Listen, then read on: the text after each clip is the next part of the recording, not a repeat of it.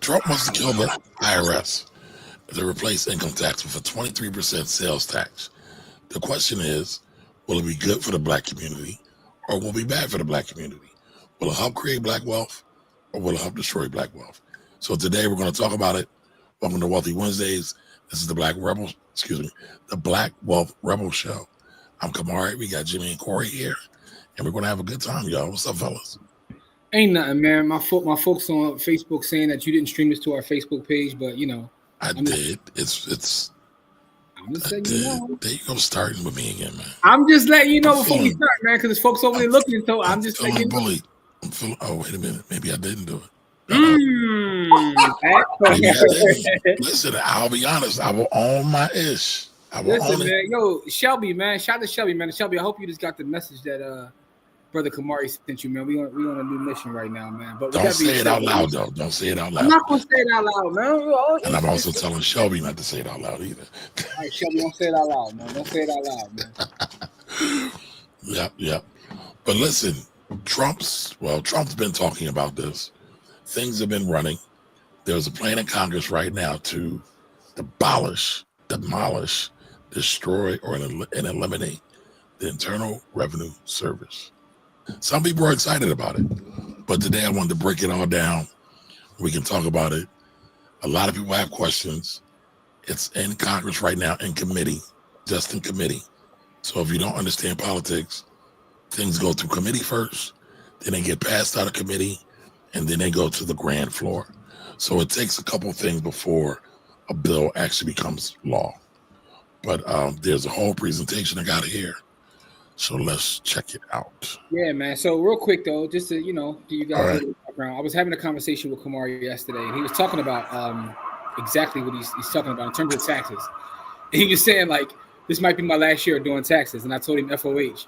And, so he was explaining to me how they're trying to abolish this. So I asked him, this is really, I want to learn, too, like, what does it actually mean? What does it look like if there is no IRS? Like, what is in the proposal?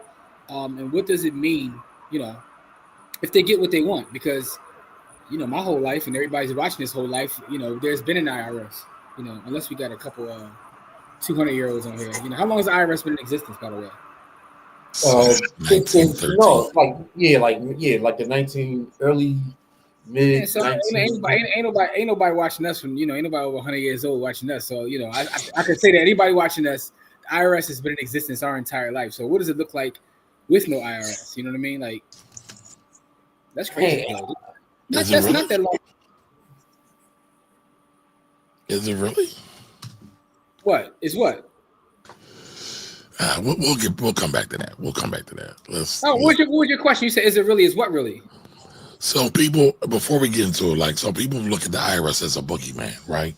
Mm-hmm. Most people don't like taxes because they only see what they have to pay. They never look at what they get, though. And before we even get into it, yes, there's a lot of chicanery and skullduggery and foolishness that happens in government.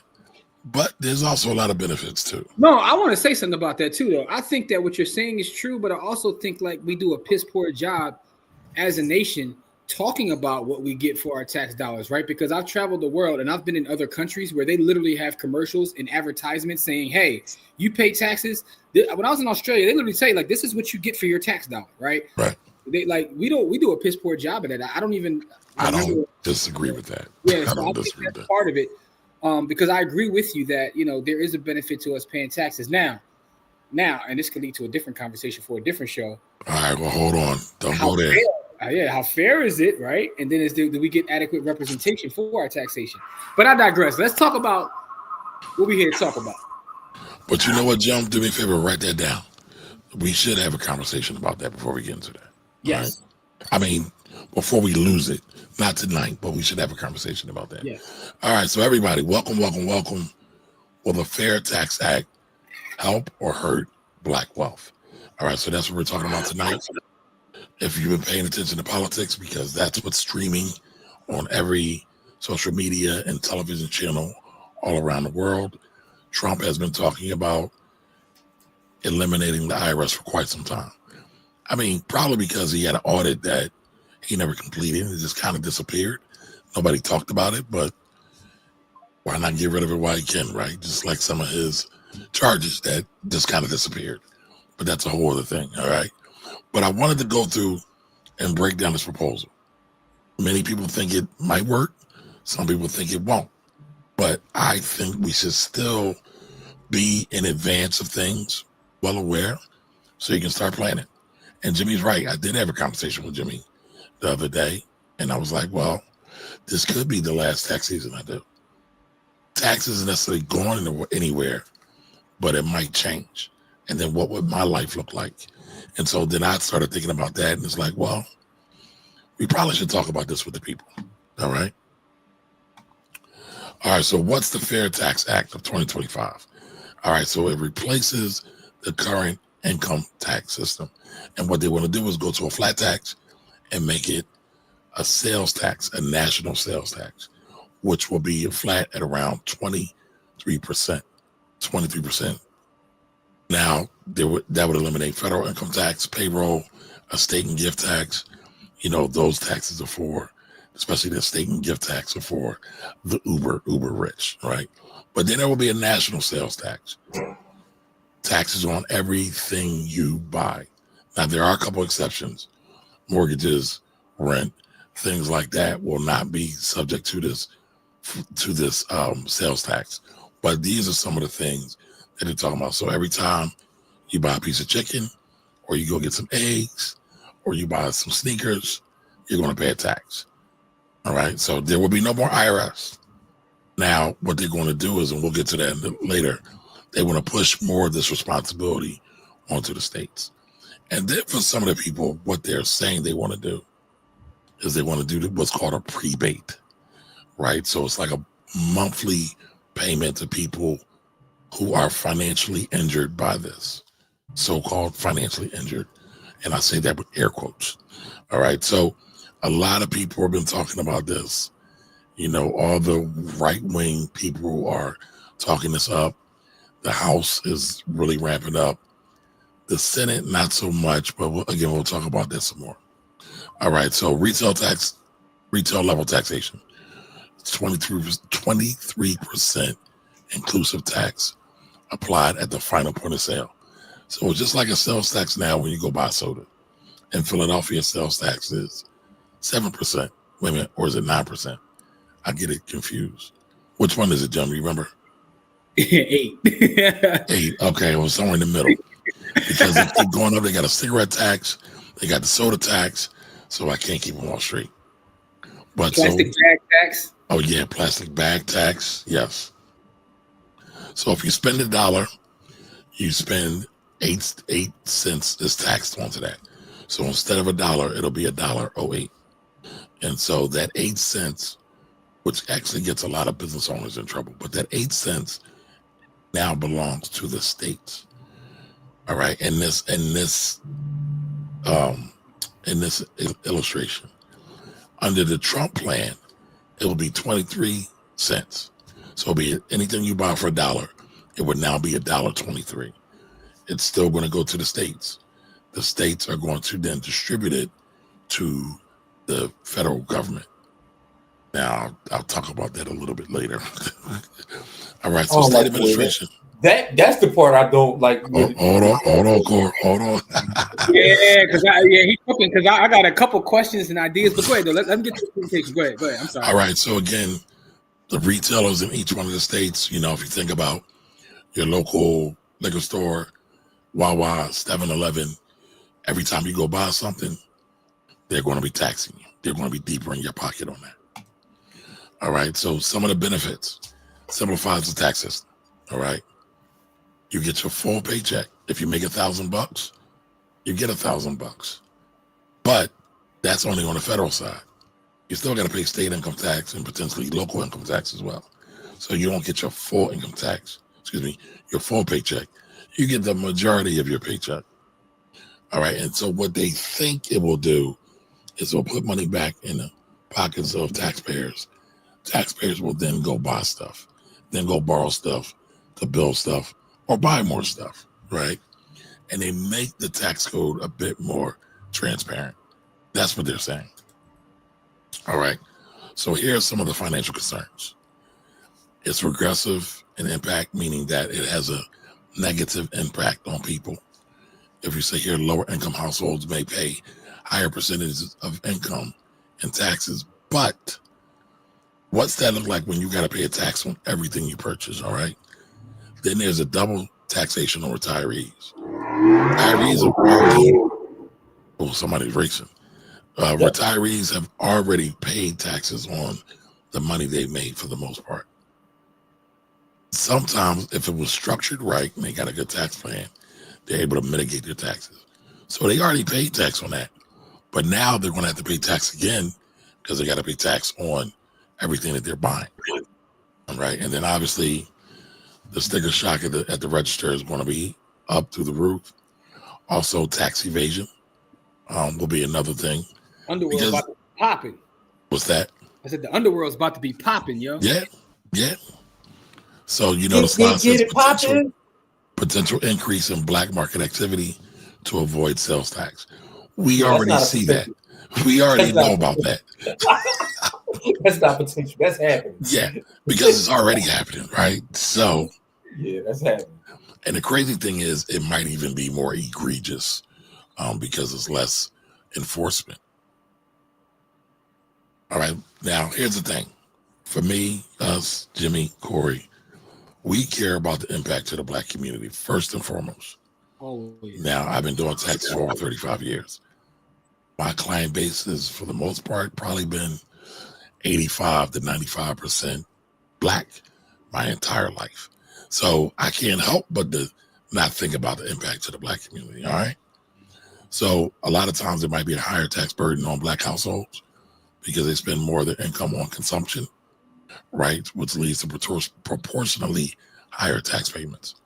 Wealth gap concerns may widen racial wealth disparities, which is already at crisis levels, less ability to save and build generational wealth. So, I mean, think about this, right? Let's say you did buy grandma's house. You need to renovate grandma's house. You need some wood and you need some sheetrock. You need some plaster and paint. Now, all that's going to be taxed. Think about what that's going to do to the cost of keeping grandma's house intact, all right? Now, this probate limitation thing, that they are still working that out. And honestly, they're still trying to work it all out. It's not law. It's just proposed. It hasn't even made to Congress's floor yet. The House of Representatives, that is. All right. So monthly payments may not fully offset regressive effects, may not account for unique spending patterns in our community. We know how people like to get busy when they get their tax return or their tax refund. People see things go up, used cars, furniture, things that you see in everyday good in the hood tend to go up in price. Some of that could have a negative impact real quick. Now, some of the business opportunities, right? Simplified taxes could benefit black entrepreneurs. Maybe. Reduce compliance costs. So you might not have a need for a tax preparer. Maybe not. All right. And so that gives a little bit more runway to small businesses. All right. Congress right now, both House and Senate, right? House Republicans love it. They are pushing it. Senate Republicans are not necessarily pushing for that per se, but they are pushing for more simplified tax cuts. They want to extend what's called TCJA, which is the Tax Cuts and Job Act of 2017, which changed a lot of things. So they're trying to extend those things because that was due to end at the end of this year. All right. Now, Democrats strongly oppose this proposal, but we all know the Democrats don't necessarily have the greatest PR campaigns. So we don't know who's going to win this war. All right. So, we want to talk about how this is going to impact the community. All right. And what solutions can we look for and implement if this were to come into play? If it doesn't come into play, y'all know what I'm going to say anyway. Y'all should be tax planning. Y'all should be using the tax code as a cheat code. It's a great guide to building wealth. More of us don't use it, but we should. All right. Now, what are y'all thoughts, Jimmy? I know you got a bunch. Corey's already said he got a bunch.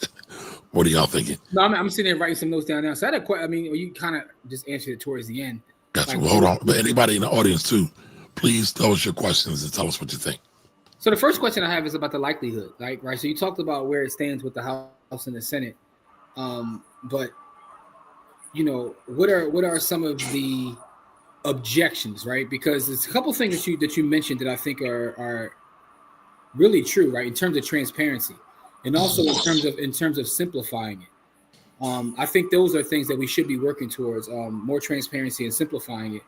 But I guess the question is, what is the likelihood of something like this passing? And if not this, will it be some sort of like negotiation? Like this may not go through, but we're going to do something. So, I mean, listen, I don't know how y'all feel, talking about y'all in the audience, about the political landscape.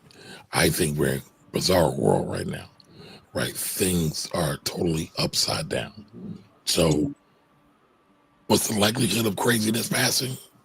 Who knows? Okay. We're already seeing craziness passing, right? I don't think so. I don't think this, I'll put it out there for the record.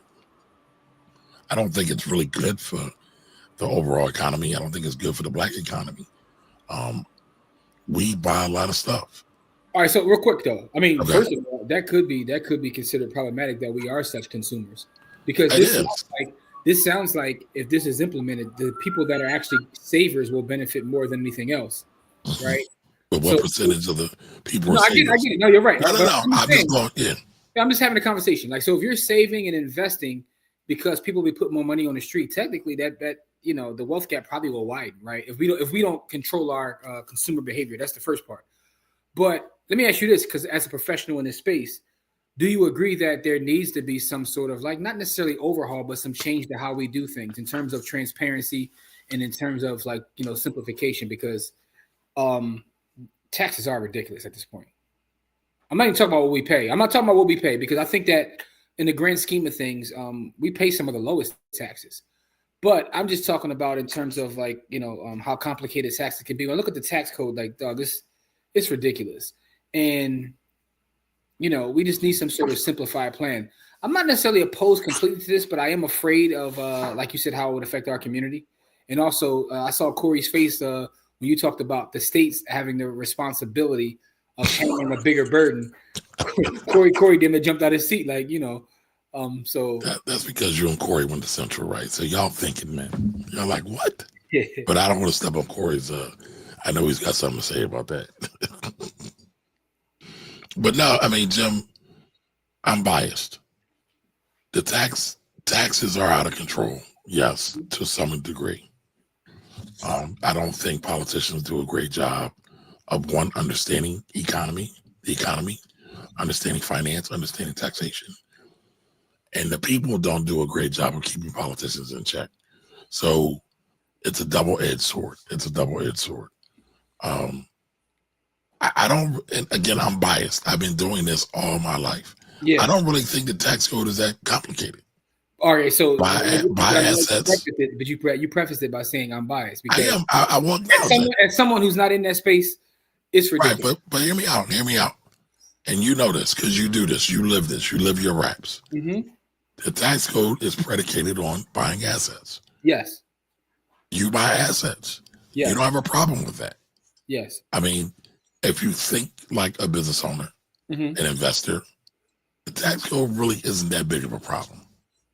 Now, there is some minutia in terms of filing dates and things like that. Yes, I will give that up all day, every day. But anytime you got people, as Corey says, people are going to people. No, I agree. By the way, but LB, we need to make that a shirt too. You are biased, right? So I am. And I'm glad you admit that, right? Because I do think that it's a bit. Listen, man, rest in peace to Herman Cain. Herman Cain, Mr. 999, and his whole objective was. Come say that. Not a fan of bull. Not a fan of bull. And listen, he has a lot of. Well, rest in peace, because he's no longer here to defend himself. But the idea of 999 resonated with folks because he's like, yo, let's keep it simple, stupid. Like we do too much. Let's keep it very simple. So this does kind of simplify things, but I do see, but any sort of overhaul or actually, I don't think it does simplify. But go ahead. I'm sorry. And this simplifies it by getting rid of one whole thing. Like, listen, if I know going into a place that I'm going to pay 23%, I know that I'm going to be taxed 23%. But I'm getting my full check. If I get my full check, it's on, because I'm going asset shopping. Myself personally. So and I'm going to say more because I'm buying in bulk. But go ahead, Corey. I'm sorry. So it's two things. Social Security, they want to get rid of it. So this Correct. is the way to get rid of Social Security. Mm-hmm. So if there's no federal taxes, there's also no Social Security, which concerns the shit out of me, because with an aging population and no Social Security, this country is going to be in crazy amounts of trouble. Okay. Two, I don't want states' rights for nothing. No, absolutely hell no. Because when we had states' rights, that's when, for at least for people that look like you and me, yeah, no. Tell them why, Corey. Tell them why. You got to tell them why. Because all the black codes, so after the Civil War, a lot of things were reverted back to the state. And so this is how we came into having Jim Crow law and black codes and all of that stuff. All of that was state law. That wasn't federal law. That was state law that did that. And we need to not go back into that, because when the states have more power, the people actually lose power. Because when everybody is under the same mandate, the people actually have more power, because more people have a say in what's going on. So states' rights, while it seems like a good idea, it's just not going to be fun. Because that's how we ended up having a civil war, because of states' rights. So we ended up in the Civil War because of states' rights. And then coming out of the Civil War and Reconstruction, we got black codes and we got Jim Crow and all kinds of wild, ridiculous stuff that, it wasn't a safe place to be black. So I'm just gonna keep it a thigh while. Every time I hear states' rights, I hear I need to get another blicky. Like, I mean, I guess for me, I just look at it like, I know which state I'm going to be in or where I'm going to avoid. But I get your point, though. The federal protections are a thing. But that's if you actually believe there are federal protections. So I was just saying, just because federal law supersedes state law, some of the absolutely, man. Have you ever looked at the state laws? Some of the state laws that were passed and then federal law overtook them, Jones. But you can listen, dog. It's certain stuff where I see a lot. I mean, a lot of that stuff is still in the books too, which is even crazy. Correct. But I think what they call the blue codes. Yeah, but I think this is where, like, really, and that was part of Kamari's presentation. I saw it in there. Like, we got to be engaged, right? So this is where understanding and being actually engaged comes into play, in terms of understanding at the state level and even the more local level, even before state, how to be. Listen, we need to start teaching civics classes outside of like finance classes. We need to bring back civics classes into the village or something, because we need to be more engaged and understand what's going on and who controls the purse. Because now, correct me if I'm wrong though, part of this is the money is supposed to be still allocated to the federal government via the sales tax. That difference in sales tax is what goes to the federal government. So is that still to run the federal budget? And if so, what programs is that to run? Because Corey talked all of them. So all of them except for the ones that they don't cut. So Social Security, is that one that is going to be cut under this plan, or is that something that still will be alive in this plan? I mean, that's not what they haven't talked about that. So that would be separate. But again, talking about civics, right? They like to stuff bills, pork belly, type stuff. So who knows what they're going to try to do? All right. So, but as it stands, right, if we're talking about this just in a vacuum, so technically Social Security still exists with this plan. It's just going to be paid through that extra 15% on sales tax. Correct. Now, the question I have is, this doesn't sound to be revenue neutral, because in my head, I don't know. I don't know what it looks like, but this seems to me this may drive more tax revenue, or is it supposed to be revenue neutral? How'd they come about this 15%? Is it some sort of model or calculation that's built in to make it revenue neutral?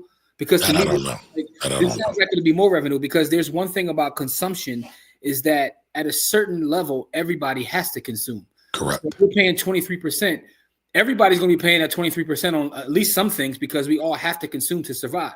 Correct. So this doesn't seem to be revenue neutral to me. And think about this. You kind of just said it, right? It's the 23% plus whatever your sales tax is. So we're in PA. Oh, 23 on top of the 8. Yes. Oh, I thought you meant a total of 23. No. Oh, we talking 31. No, son. Yeah. Damn. Yeah. So that's a third. I'm playing a Yeah. So it's almost, the average person probably pays about a third anyway. That's true. All things considered. But if you're good at regulating your spending, this can actually be positive for you.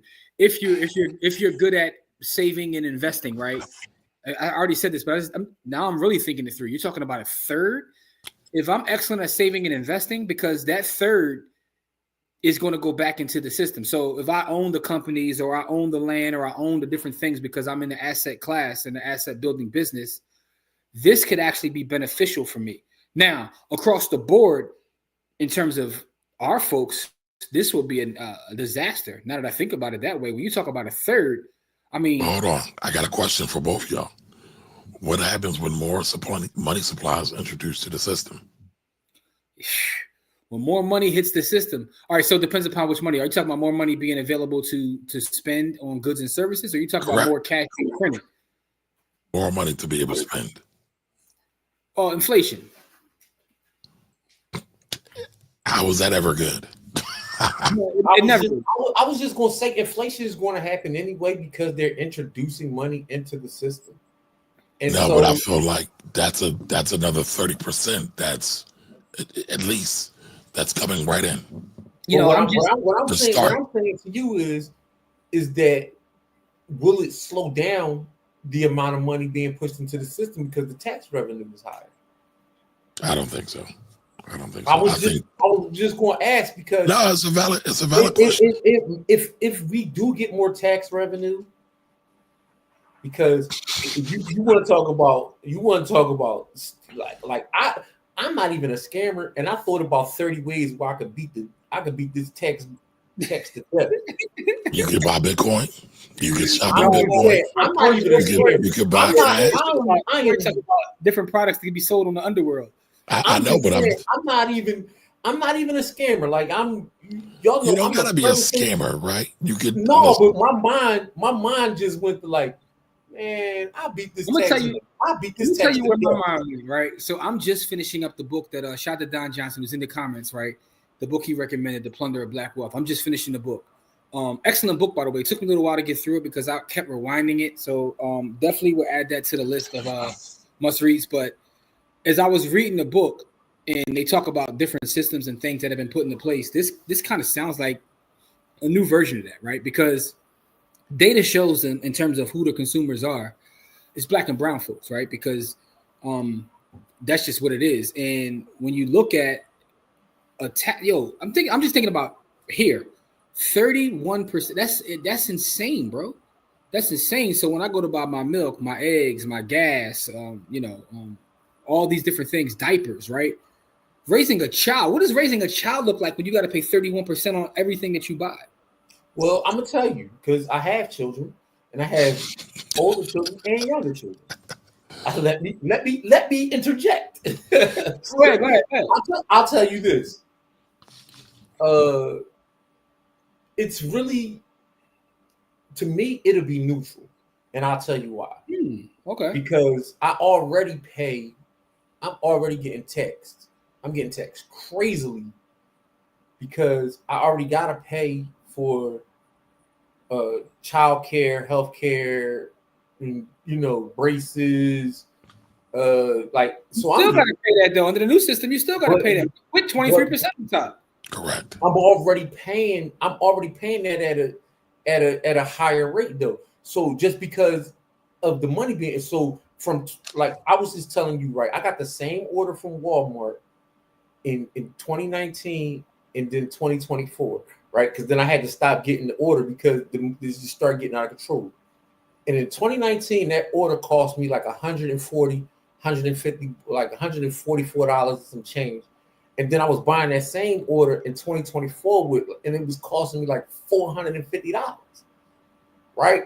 And then I would have to buy that order weekly. So you're talking about an extra $350 a week, right? So I'm already, once they introduce all that, listen, all of that new money, like for me, because they keep introducing new money into the system and they're making our money, like you saying, they breaking our money. These taxes for me are like, they seem like the next evolution of what they're already doing by breaking money into the system. Yeah, but everything you talked about isn't going away. So you're going to have this on top of this, right? So this is why I say it's problematic, because everything you're saying is still going to be in existence, but then you add 30% more on top of that, right? So all the other things you're talking about aren't going away. And again, correct me if I'm wrong, Kamari, but having dependents and things, when you go to file your taxes, you get to claim those. If there's no income tax to be filed, there's no claiming dependents and getting some of that chicken back. It's gone. So there's no big fat tax refunds. The tax refund game is gone. Yeah. I don't get a tax refund. I got 4 kids and I still don't get a tax refund. That leads me to my next question. That's because you made. Hold on, let me jump in real quick because I want to give a clarifying thing. The things that will be taxed will be all the new stuff. So if you buy a used car, that's allegedly not subject to this tax. But if you buy a brand new car, it is subject to that tax, right? So what's to say? So now now listen, you just said new cars will get taxed, used cars won't get taxed, right? So what's to say for me that I'm a car dealer? I take the car, I put the cars in my name, now I own them, and then I resell them. Though that car's technically used, even if it don't got no miles on it. No, but you're a dealer, so you'll be exempt from that. I'm just saying, like, no, like I know a young boy who buys cars, right? And he buys them new, used, whatever.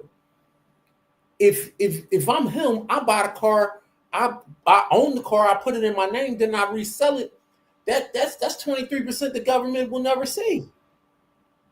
So a couple things real fast, right? I was reading some data the other day. It was talking about how repossessions are up to the highest level since 2009 right now. Repossessions are going through the roof. And the other part about that is, so you're saying that the used cars won't get taxed, but the used cars are already taxed. Used car prices are going up faster than new car prices right now. It's absolutely ridiculous. And I was trying to find the data because I was literally just reading this and I'm like, yo, and what the used car dealers are doing are they're using these tariffs. And that's the other part, right? People that own these different facilities and sales places. Oh, yeah, they price gouging. Yeah, they gouging like crazy. So the used car market is already uber expensive to the point where some people are finding better deals buying newer cars. But now you add on this new 30% tax, and we're using 30% because we're all in the same area. So we're using 30. Well, Kamari moved out to the suburbs, so he's a little different. But you know, this 30%, this 30% tax. I'm not doing that with you today. You black. No, all I'm saying is, man, this is a little bit scary. The more I think about it, it's why I wanted you to break it down because I didn't truly understand it. Which is why I asked you, can you present on this? So, you know, thank you for the PowerPoint because I got a little better understanding. For people, and here's what's crazy. For me, this would be a net positive, but I'm not selfish enough to like want something like this to happen for just me. Because what I do know is across the board, for people that look like me, this isn't a net positive based upon, you know, the information I have right here. I do think that we need some overhaul. I don't know if this is it though. Right. And then I get skeptical of the idea of not the states' rights, but the states being responsible, because that to me leads to all kinds of other troubles because we're already fractured ungodly. Like right now, we're completely fractured. I could imagine like certain states like, yo, we ain't sending our payment through. Come get it. You know what I'm saying? Like, but not only that, right? What burden does that put on the states to do that? Yeah, listen, I've been at state gigs out there. So the other question I have before we get out of here is this. Big tax, right? And what I mean by big tax is $1 billion industry. You have the big four, which used to be the big six or the big eight. You have you know, the $1 billion companies that do taxes every year, the H&R Blocks. Okay, tax team. That's all we care about, baby. All we care about Philly tax team. Listen, man, I support Philly tax team. But all I'm saying is like big tax, right? The different people that QuickBooks, all the different softwares, they got to be fighting this. Yeah, right? I'm sure they are. They've been fighting it. They're part of the problem too, though. But that's a conversation for another day. Ooh, okay. We got beef with big tax. Pause. Yo, everybody, do me a favor. Hit the like button. Too. Our likes is looking kind of trash right now. Hit the like and love button. Let's get our likes up. Please. Yeah, help us fight the algorithms. Yes. Because the algos be outgoing. Yes, they do. Especially when Kamari don't post our Facebook page. But listen though, so my question is, big tax has to be fighting this. And you said they're part of the problem. But is there any part of them that wants this to happen? Like, is there some sort of silver lining for them? I don't think so, but corporations are going to corporate, and they'll figure out a way around it to make money. Okay. But no, this is a net negative for them. Clearly. Gotcha. Yeah. A simplified tax code means they can't gouge people for money because now you don't need to do no federal tax. But there will still be state tax issues, right? State tax isn't going away. Yeah, so that will still be a thing. They make their money with sign this 31% interest. We're gonna give you bread right now. You know what I mean? They already getting the third. They already drawn. Yeah, I ain't gonna talk about that. But yeah, you're right. No. That's the thing. Listen, I've been, not to be sad, but right. I started doing taxes in the 80s. That's when the rapid refund came. So you talk about people. Yes, I'm old, Jimmy, but you're not that far behind me, by the way, sir. I wasn't doing taxes. No, but listen, I started in 1980s. Like, damn, dog, 80s. I was trying to get my finger sticky. But go ahead. I'm sorry. Go ahead. So, oh man, Wait, I'm sorry. I apologize. I'm cracking up right now. I was out of pocket. My bad. Go ahead. Every time you say that, oh man. Oh, yo, crazy, yo. I'm gonna tell you. Never mind. I'm gonna mind my business because I was in the same spot, bro. In the 80s, you was doing the same thing. You weren't doing taxes. I was not trying to get. It wasn't my finger. I was trying to get sticky, bro. I'm too old for this shit. I'm gonna tell you like this. It wasn't my finger. I was trying to get sticky. All right, see now you got too far now. Now we off the rails. Now we're definitely off the rails. Lord have mercy. But no, I didn't forget what I was going to say. You messed it all up. You said you've been doing taxes since the 80s. Oh, and so I've been, everybody knows my dad passed, right? So I've been cleaning out his office, found some liquor in there, so we're going to have a good time. But we used to argue about rapid refund. And that's how a lot of the big tax firms got money. Because every year people want their money fast, and they wanted to feed that consumption materialism machine. What you laughing at, man? Down in the comments, yo. What did John say? The comments, bitch. All right, but listen.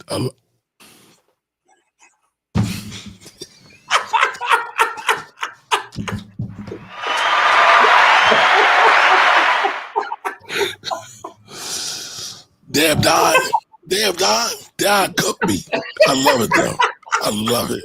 He chefed you all up. He chefed you right there. Hold on, I gotta put this in my stories, dog. Get it with the peace signs. Hurry up, Joe.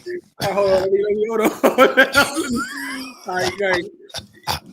But seriously, right? We would argue over rapid refund because it seems ludicrous to me to pay somebody to get your refund back. If you wait 10 days, you'll get it fast, right? Some of them want it the day up. They still kind of advertise it, that loan advance thing. It's got cracked down on. There's more repercussions on it, but there's still companies do it. But I always wonder about the mindset of a person that's willing to pay somebody to get their own money at a faster rate. I mean, I understand emergencies. It's about to get worse because they killing the consumer protection agencies. Yes. So here's the thing. That's a good point too, Core. I mean, one of the things that we lack is patience in general, right? Which is, I think that's part of our bigger problem, right? I was watching something today. It was based upon the data that came out. It was talking about how black men the percentage of black men in higher education is like at the lowest levels it's been in years, even in HBCUs. And I was going down a rabbit hole reading articles about that. And when they were talking to young brothers asking about it, a lot of their answers really boiled down to patience. I don't have time to go through this, this whole idea. So lacking patience is a thing. Patience is a cheat code. And if you ever look at the 10 Qs or 10Ks of Cash App or Square, you realize how much money they make with people trying to transfer immediately to their bank account. That's $1 billion business across the board. I mean, look at a company like and if you just wait 3 days, you get it for free. It's crazy. I was in the eye doctor's earlier, and like there's a big sign in there that says like, Affirm is now in the joint. I'm like, dang, Affirm is everywhere, dog. Affirm, Klarna. I'm sure there's some other ones. Affirm is on Chipotle site, dog. I can like pay on my burrito, like literally. You know what I'm saying? I can get Affirm on my burrito. A shot of a Chipotle burrito bowls, though. The bowls is the way to go, but that's a side note. But I could put that on Affirm now. Like this is a thing. This is a real thing. So on DoorDash, I think it's Klarna. It's either Klarna or Affirm. One of them. Mm-hmm. Why the fuck do you need to lay away your food? This is what I'm saying. I know, but it's like wild. Affirm is everywhere. I believe the Backpage is still around, and Affirm will probably be on there now at this point.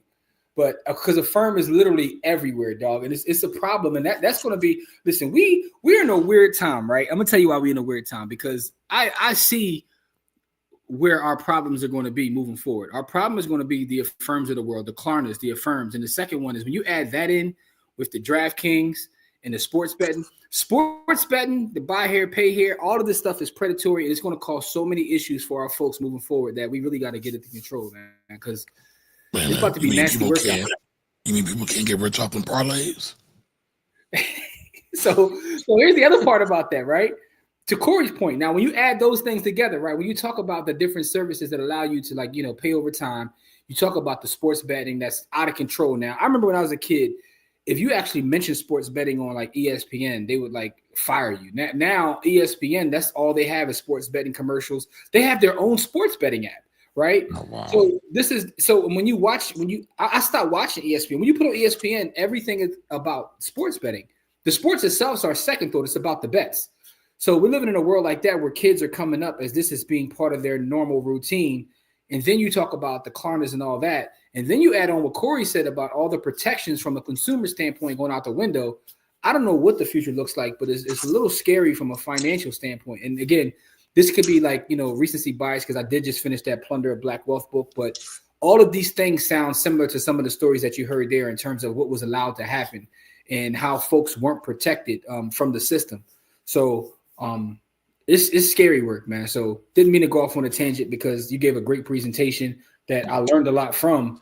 That's not a tangent though, because look at it. You gotta look at it like this. You're talking about getting rid of federal protections, because even though the IRS is a federal enforcement agency, it's also a federal protection agency, right?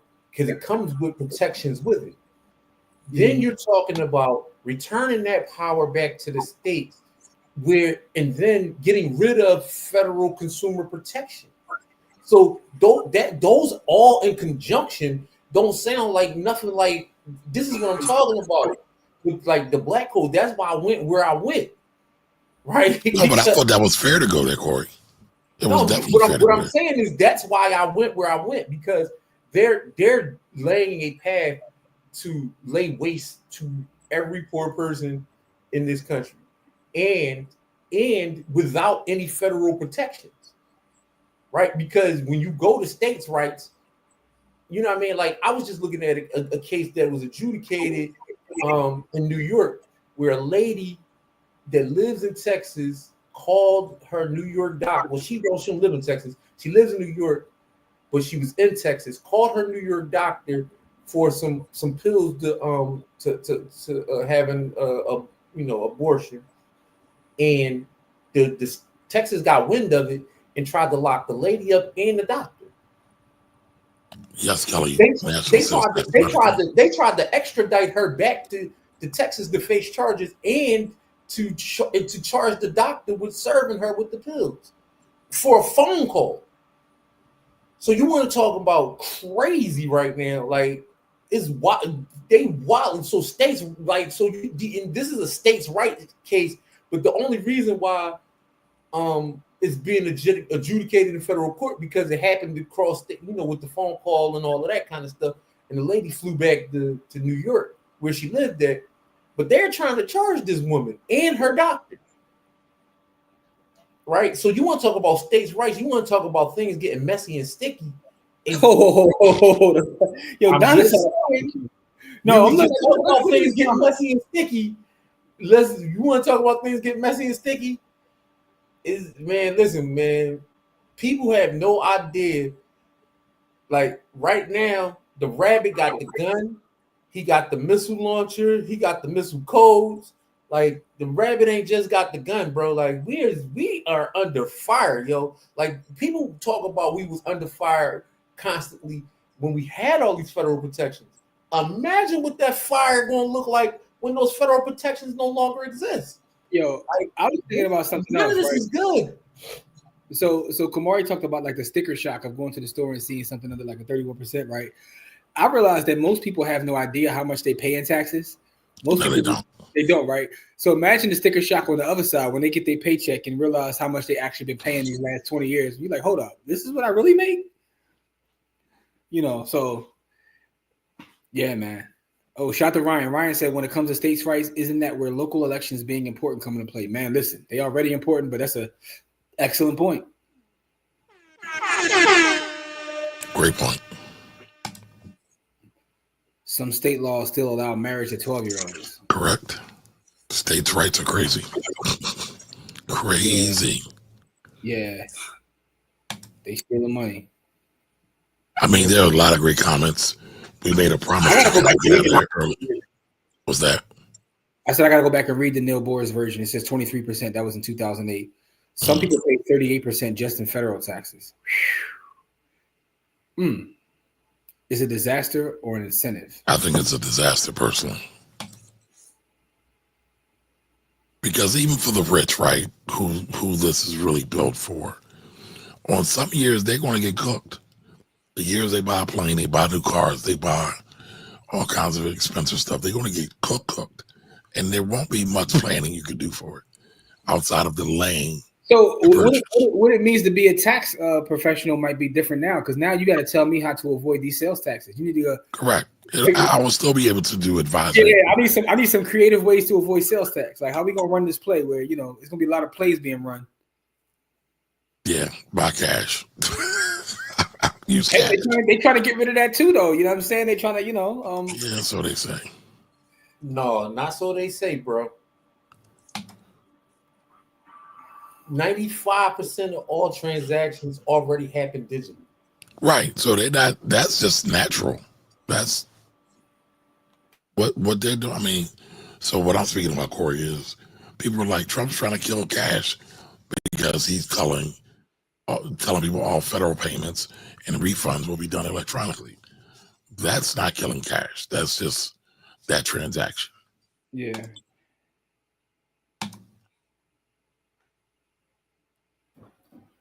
Well, yeah, I mean, it may not go through, right? So it is speculation. But I was the reason we got to this conversation because I was asking Kamari, like, what does that look like? Because I've heard so many different ideas come out about the IRS, and he was saying there's one that's out there right now. So I was asking him, what does it look like? So it is a certain level of speculation, but I think it's also important to see what's trying to be done, and also to be prepared, because I do think something's going to happen, even if it's not this. And again, that's also speculation. But the Senate is pushing to extend the tax cuts, right? I mentioned that earlier. So that's what I believe will happen most likely.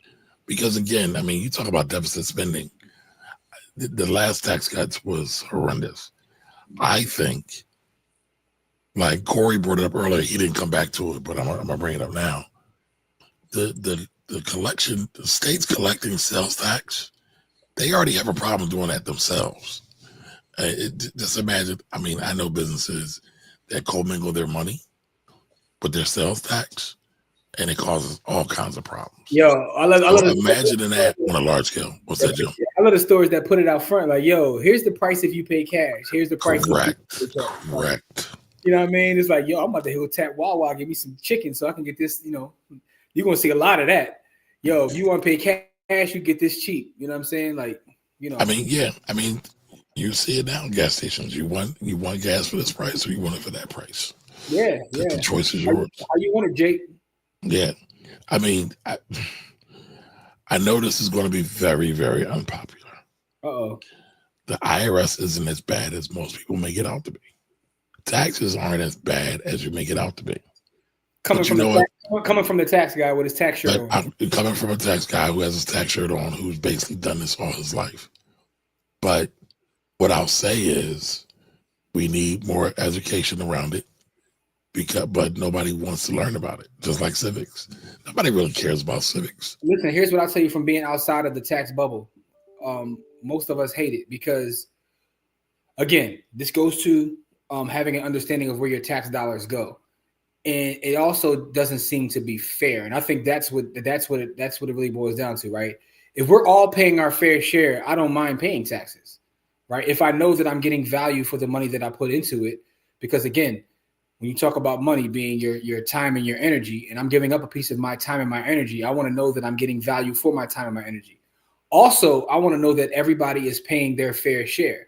But the way the tax system is talked about, you know, especially if you're on my IG feed, because, you know, all the different tax gurus running the crazy tax plays, according to them, they got the secrets that the wealthy don't want you to know. The wealthy don't pay taxes. You know, they tell you about how Amazon doesn't pay taxes. And I'm being facetious, but I'm also being honest that, you know, that's the perception. So I'm not saying it to be fact. I'm saying it to be the perception. The perception is to crush the little guy, and the big corporations and the wealthy people don't pay taxes. That is the perception. But the little guy has just as much power as the big guy in this. And go ahead, hit it. Go ahead, Jimmy. I know you want to say pause. No, I'm not even going to say that because I can't believe you just said that. Right? Do you really believe that? Yes. I mean, listen, scale is a thing, right? Scale is a thing with everything. But the same tax breaks that Warren Buffett has, you could have. All right, so this is where we get into a deeper conversation, though, and I don't want to do that because you want to go semantical. You want to go. I'm not even going semantical. What I'm saying is that resources provide different levels of access to information. But so that's a different conversation. No, it's not. But this is the conversation, though. To say that the little guy, first of all, the little guy is unorganized, right? No. Well, nah. The little guy can be more organized than anybody. By the way, organization is also a cheat code. All right, so here's my other part, though, right? Are we talking about the way things should be or the way things are? Because the way things are. The way things are. All right, so the way things are, we're not organized as a people, right? Most people aren't. No, I'm not talking about that. I said they should be. And we don't have the resources to get the information. Wait a minute. Let me ask you a question. Because we do a lot of this. Yes, we do. What's stopping someone from getting organized? Time. Time. It takes time. You actually will save time by being more organized. Yeah, but I have to find time to get organized because if I'm spending my everyday trying to keep the lights on and trying to put food on my family, where am I going to find the time to even care about? What happens? That sounds like an excuse. What happens? Wait. What happens if you stay organized from the get-go? But we're not organized. It doesn't take a lot of resources to get organized. But we're not organized. We already aren't organized. So how can I stay organized? No. But why aren't you? What behaviors do you have to change? Because there's a system put in place to keep us separate and keep us not organized. All right. Question for both of y'all. How much does it cost to get organized? It doesn't cost you anything to get organized. No, that's not true. What's the barrier? What is the barrier? It costs you. Everything costs time. Everything costs time. That's mentioning own your time and space because here's the fact of the matter. The fact of the matter is everything costs time. The reason they keep us busy with distractions and things of that nature is because they don't want us organized, right? I was watching a speech from Fred Hampton earlier today. Just happened to be watching the Fred Hampton speech, and shout out to the chairman. He was actually talking about this, and he was talking about this in a room full of different people. He said they don't want us organized. The reason they keep us working all day long, he was like, is because they want to keep us all disorganized. And he was like, I'm talking about white folks. They want white folks to hate black folks folks to hate white folks. I agree with all that. They said they want to keep the poor unorganized. This is what Chairman Fred said, right? He's not lying, but that same thing still happens even in the digital space and in 2025. So I guess getting back to the original point I was saying is the same, and you're going against something that you actually go against all the time. You always say you hate when people say anything the wealthy can do that you should be doing or you can do, right? And you just said that, and that's why I couldn't believe you said it. because the wealthy have access to a level of information to have more time to be organized and to fight for things they want to, right? I'm not a wealthy person, but I consider myself working class, and I have certain connections. He's got a third floor deck, y'all. And Yeah. I live in the poor suburbs. It's on the 5th story, but that's neither here nor there. Now, the next part is this, though. What I'm saying is I have more time than others, right? So even me having more time than even like my friends or family, I see how I can get more accomplished, and I can reach in this. I can make certain phone calls that I have cousins that can't make phone calls to get stuff done. So you can't tell me access. We're not talking about access. So hear me out though. A lot of that comes from organization. Yeah, but where that comes from is me having time to do so. I know, like most people I know working 2 and 3 jobs. Listen, there hasn't been a person, right? There hasn't been a person, and I always tell you this, right? I'm using my real live life experience. I show a lot of apartments, by the way, and I got apartments. I'm hitting the market this Saturday. I got a beautiful 3 bedroom and 2 bedroom. But I digress. But if anybody's looking for an apartment in the Philadelphia area, holler at me. All right, now back to what I was saying. Thank you for joining Jimmy's real estate commercial show. All right, point is this though. I looked at a lot of applicants. There hasn't been an applicant that I've looked at in the last 3 months that hasn't picked up a second job. And some of these are professional folks picking up second jobs just to survive. If I tell them that, yo, we got to get organized, they're like, dude, I had to pick up a second gig because everything costs more. And you want me to be organized. I don't have time to organize because I need to eat and I need to sleep and I need to pay for daycare. I got to pay for diapers. I got to pay for food. Pico costs more. PGW costs more. Everything costs more. Internet costs more. But neither one of you can answer this question now. What does it cost? What does it cost to get organized? I already answered that question. I said, what does it cost? Nothing but time. Okay, how much time? Quantify it. Quantify it. That's the point. Because y'all saying it's a barrier. Well, yeah, because there's a human factor that you cannot. No. Y'all saying all these fancy words. How much time does it take, y'all? You can't quantify it because it's quantify. Okay, but here's a question for you because y'all won't answer the question. What separates? No, you didn't. What separates an organized person from those who aren't organized? It's not time. It's stick-to-itiveness. It's money. Systems. Those things don't cost money. Jim, I got a question for you. Well, Corey, you too. New real estate investor. What should they do to be organized? What can they do?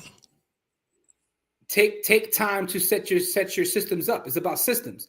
Systems take time. All of these things you're talking about take time. If you think that it doesn't take time to get organized, that is utterly ridiculous. What can you do with no time? How can you get organized? How can you possibly be organized with no time? Give me that. Answer that question for me. Let me ask you a question. No, because I want to get organized. Listen, right now. We make too many excuses. You want to be organized right now? Jim's got 2 phones and probably like a tablet somewhere, right? He's got all the computing power in the world. So all he has to do is use this. Yeah. I mean, I'm sure. I was actually exaggerating. But again, listen. Wait. Let me finish. Don't block the knowledge. Let me finish. All he's got to say is, you know what? I'm going to decide to put my receipts in a place where I can search them. I'm going to decide to put my bills in a place that I can search them. I'm going to decide to automate my money so I can get at it. This illusion that y'all are creating of time. Yeah, but you're talking about me. You're talking about me. Can I finish? I'm not the average person. I live in the city. I live in the city. I can't finish. We're talking about possibilities. The possibility is there. It's not a separation of time. There is no brick wall separating the organized versus the non-organized. It's a decision. We got to start calling a thing, y'all. If you listen, I'm not the most organized person. I need to spend more time, which y'all talking about, being organized. But I can do it. It's a simple decision. Can I speak now? Here's a piece of paper. Here's a piece of paper, right? I've been holding on to this piece of paper because this is actually our piece of paper. Let me know when I speak. No, you just wait. This is our money. This is me, Jimmy, and Corey's money. Did y'all know that? Yes, I did. It was $100 bill. Okay. Yeah, I do know that. It was given to us by CT, right? I haven't put it anywhere. What can I do with this? It shouldn't be on my desktop. I didn't make a decision to put it anywhere. It was a decision. It's not money. It's not time. It's a thought. It's thinking. Go ahead.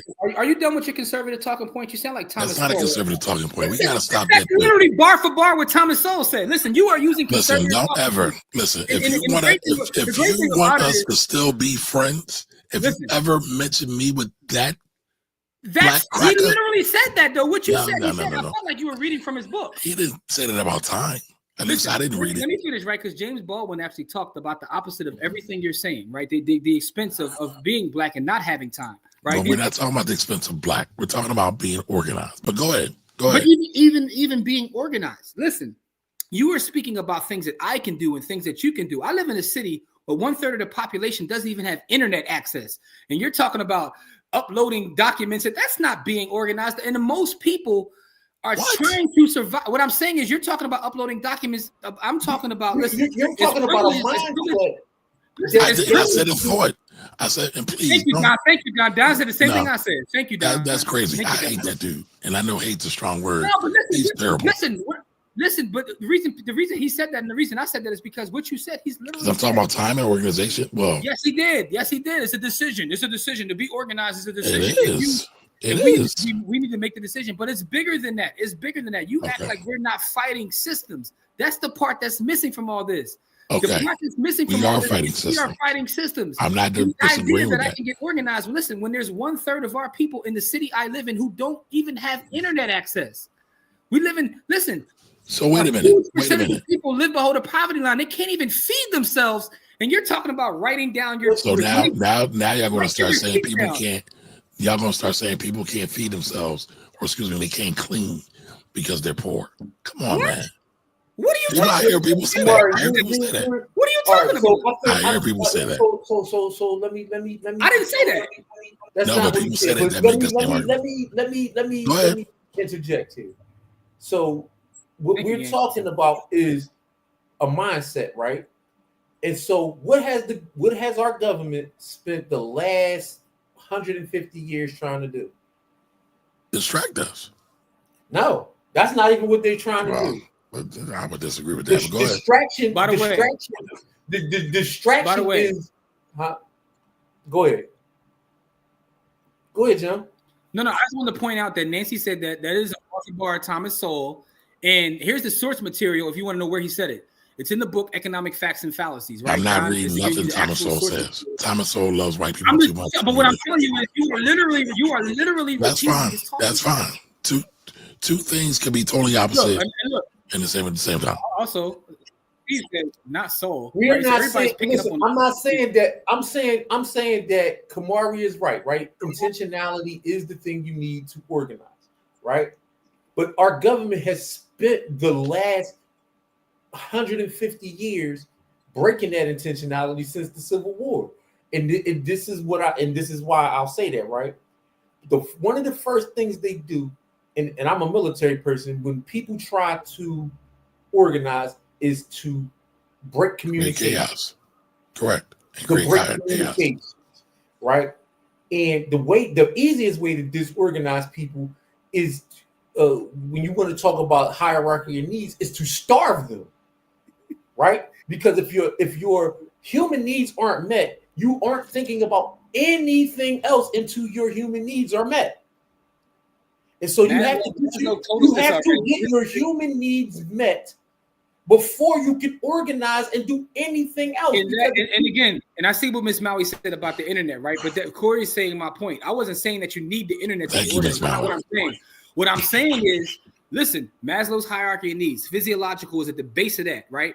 If I don't get past the base. This is the problem with poverty and the problem with reparations and things not being paid, because we're in a constant state of trying to solve our physiological needs. So we don't get to the point of being organized because we're in a constant state of being at the base of the pyramid.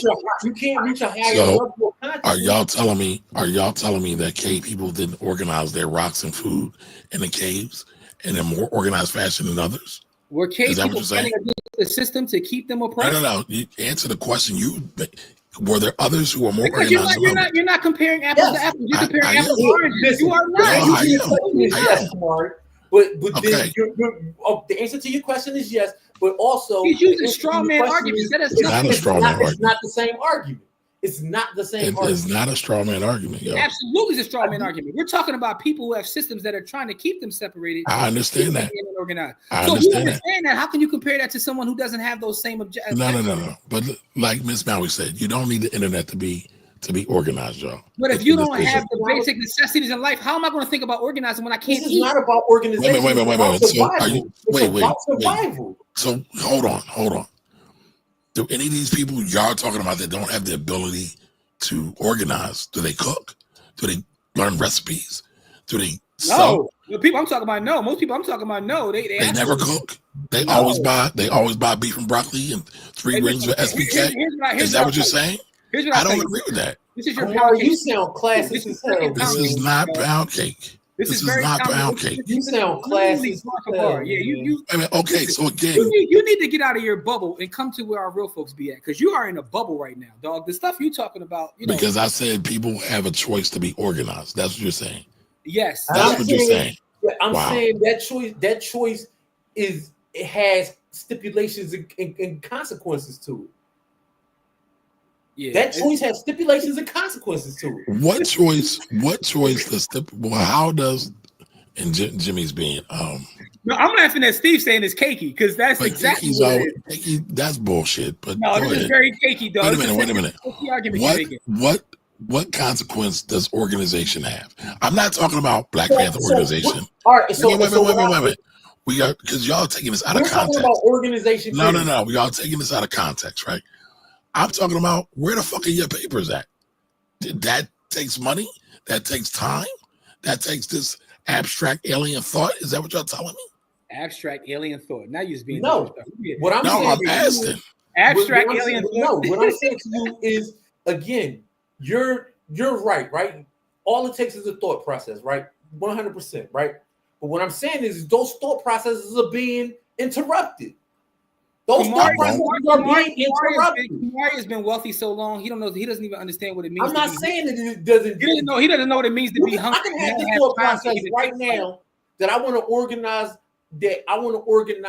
people to rally in the streets and feed each other, right? And I intentionally, that's what I want to do. And I'll spend all my time doing that, right? But wait a minute. Can I ask y'all a question? You talking about rallying in the streets. I'm talking about... Wait, no. I'm talking about organizing. I am talking about organizing your papers, your pens, your expenses that you can all write down. Y'all making it seem like this is rocket science. It's not about rocket science. But I think you're missing a point, though.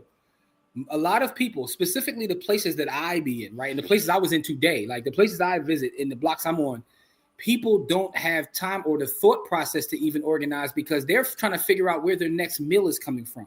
This is what I'm talking about. And it's a huge percentage of Philadelphia that live this way, right? They don't even know where they're going to live from day to day. They're jumping from couch to couch. And you're telling me that I want to think about getting my papers together. Dude, I might not even have no papers, man. Like, I don't know where I'm going to eat. And you're telling me I need to get my papers together. Like, I can't think about getting my papers. Wait a minute. So I can't think about getting my papers together. So this is the bullshit that I'm talking about. So sometimes y'all go down this super defined rabbit hole. I'm not going down. Wait a minute. Let me finish. I'm sitting there talking about taxes. So somebody's making money somewhere, right? I'm saying that, yes, the same things. I'm not going to say the bullshit they say online about billionaires. But yes, You already said it. No, I didn't. The tax code is the same for everybody, is what you're trying to say. That's what I did say. No, what you said is I said the same thing that the little guy can do. What you said. The same thing the big guy is doing, the little guy can do. He can't. Corey might have said it more eloquently. He can't though. But the tax code is the same for everybody. He can't. So you're saying in theory the little guy can do the same. I'm saying in practice it doesn't happen. Wait a minute. Because first of all, the big guy doesn't have to do it. Can I buy a case of water? Can I buy a case of water for 10 and then sell them for 20? You can. Everybody can. Who was everybody? Who was this everybody? Who was this magical everybody? People across the board. We are broke. Black people are broke. Okay. All right. They're all you want to broke. see the data? You want to see the data? That's subjective. Data's subjective now. Yes, actually it is. Data is absolutely subjective. No, I data is agree not with Kamari. subjective. Data itself It is is. subjective. How the data is presented can be subjective. And how the data is also collected is subjective too. But the data Yeah, itself is subjective. I mean, agree no, with Jim, Kamari. you talk about no. You talk See, about now statistics all the time. No. You talk about statistics all the time. Yes, There's statistics and and data are that's two data, different right? things. That's Though. no. But I'm Raw using data that. is data. Can I finish, sir? Because we're talking about this isn't Data this is only isn't as valuable. good as You the are person wrong. who You are This wrong. isn't good for anybody. I teach You're a over class talking on me, this. sir. You are wrong. You're over You won't talking. let me speak. I was talking about statistics, No, and I you have kept never going. stopped speaking. Go ahead, man. Go ahead. Thank you, Let me know when I sir. can speak. Because you're Thank wrong. you. You're absolutely. I'm not wrong. You don't even know what I was going to say. You already wrong. So What when you the said data- already is when- wrong. When the data is collected, can that be problematic? Now you're changing words. Problematic. Data No. itself is objective. Raw data is No, objective. when the data is collected, can that be problematic? There's a term for it. Yes, the data collected. Okay, then that's what I said. No, y'all That's like not to what play you these. said. You No, said y'all like to data play is these words. subjective. Your literal word It or is. data. It's not. It is. It is not. It is. Raw When data it's presented, is subjective by there's no definition. such thing as raw data. All right, I'm done. There's no such thing as raw data. No. Somebody had I to agree collect with it. Kamari. Nah, dog. Somebody had to collect it, and Come on. they had All they data, had a all data Whether collection it's collected or from not, it a exists source. as data. Whether it's where'd it come collected or from? not, it exists. Where'd it come from? You're talking about two different things. You listen. You're using Where'd the it come from? vocabulary wrong. Where'd it come from? Whether it's collected or not, raw data itself exists. We're an hour and 11 minutes down. By definition, raw data is objective and exists. Whether you collect it or whether I collect it, whether it's ever collected, it still exists as data. A data point is a data point. All right, This is literally page one of a y'all have textbook. to tell, and she's talking to you. Okay. So now you're in my wheelhouse and you're saying I'm not in your wheelhouse because you're bugging. You're trying to tell me. It's like me trying to tell you how the tax code works. You're telling me. Well, I'm trying to tell you how the tax code works. Yeah, but you're telling me. wrong. You're telling me. No. But you're sitting there telling me speak. taxes are. You're trying to sit here and tell me that taxes are so terrible. A 12-year-old can do taxes. Literally. That's not what I said. No. You said it's so terrible. I'm saying that people spend more time. Never said All right. This isn't valuable for everybody. So listen, because here's the thing: you're talking about collection of data. The definition of raw data is unprocessed and uncollected. So you can't say we're talking about taxes. Get back on track. No. See, now you're trying to change it. Listen, I'm not. Listen, we're all over the place now. We're all over the place. Can I speak? I haven't been able to speak. Stop cutting me off. You've been cutting me the whole time. Let me know when I can speak. Go ahead, man. You got it. Did you or did you not say that raw data is subjective? I said all data is subjective. That's what I said. I stand on that. Incorrect. I stand on that. Actually incorrect. By definition, raw data is unprocessed observations. All data is an observation, right? Who observed? Now, again, sorry, I cut you off then. I was wrong. My bad. Because again, a data point, right? A data point is something that just exists, whether it's collected or not. You're talking about once it's collected. Once it's collected, it's no longer raw data, right? So you're talking about two different things. You're using words and you're using them incorrect. Let me know when you're done. You're going down a rabbit hole talking data science and you're using the words wrong. So all I'm trying to do is correct you. I'm not using the words wrong. You're not listening. Well, go ahead. Using the words I'm wrong. not. You're saying that there's no such thing as objectivity with data. Tell him, Kelly, respect his elders. He doesn't respect his elders. Listen, all right, get back to your bootstrap speech that See, there you go. There you go. I didn't say it. Steve said it. I didn't say it. Steve said it. You are making Katie talk. Steve always wants some bullshit when it comes to me. And you keep going to change the topic because you're I'm not changing the topic. I'm still on taxes. I'm still on organization. I'm still on using the tax code and making it a cheat code. said, and how we got into this thing about data, I said, because the data says that as a people, we don't have money. You want to argue the fact that blacks have money. Any data. That's not what I said. That's not what I said. What are you saying? What I told you is I said, that's not what I said. That's not what I said. What did you say? I'm asking you. That's not what I said. I said organization is a cheat code. That's what I said. Go back and watch the tape. No, you go back and watch the tape. So did this data conversation start when I said look at the data about black wealth? No, but y'all always want to go to this point that black people are so poor and they can't do anything, and black people are dumb. That we're not dumb. No one said that. Let me finish. Can I finish? No, you black can't. People are fucking geniuses. Black people dumb. We've never. No. Can I finish? That is disingenuous. Can I finish? No, you're being. You cut me off. You cut me off. You're being. You cut me off. You cut me off. Black people dumb. I'm not. So I said. Black people dumb. I said I said, black people dumb? Listen, every week we come on here. Black people are poor. They can't do this. We built the fucking pyramids. I'm not going to do the kings and queens shit, but we can do anything we want to. Who said we couldn't? If we decide to get organized, I'm not talking about a fucking rally, y'all. I'm talking about with some pen and paper to collect data, right? Since Jimmy wants to always talk about data to report to a tax agency. So what's the point if it's all subjective? What's the point? What's that? Say it again, Jimmy. If you think that data is all subjective, what's the point? You are out of control because you said that you literally just said that me and Corey call black folks dumb. You said y'all get on here and call black folks dumb. I think that is so disingenuous. You've never heard me y'all say we're poor, right? We don't have no money. That's a fact. That's an actual fact.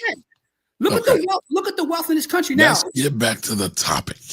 The topic was taxes. The topic was I'm not. Corey's making parlays right now. He's disengaged. Corey's been disengaged. He's like, this is some bullshit. For you to say that we call black people dumb is foul, bro. That's actually foul. Is it? Because neither one of us would ever say nothing like that. What power do black people have, Jimmy? Because y'all never speak to the power black people have.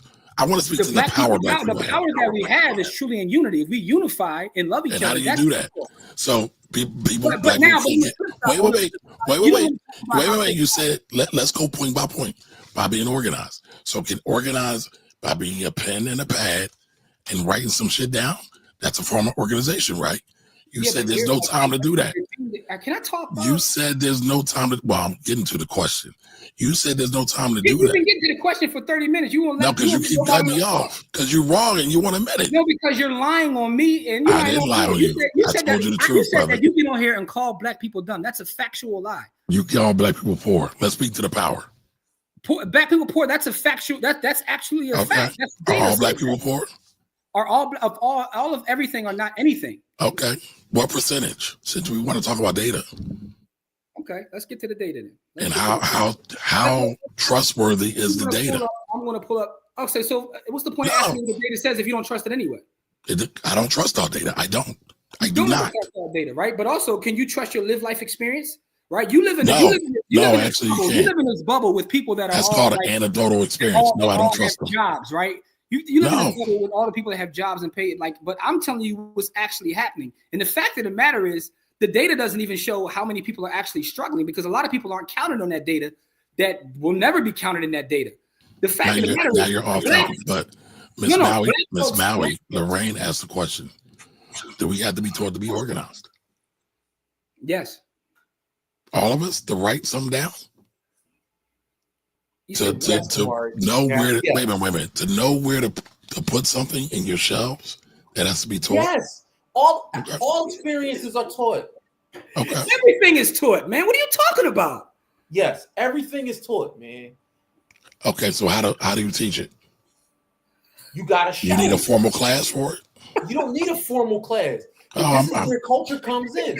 This is where culture comes in. Now you're just asking stupid questions. I'm not.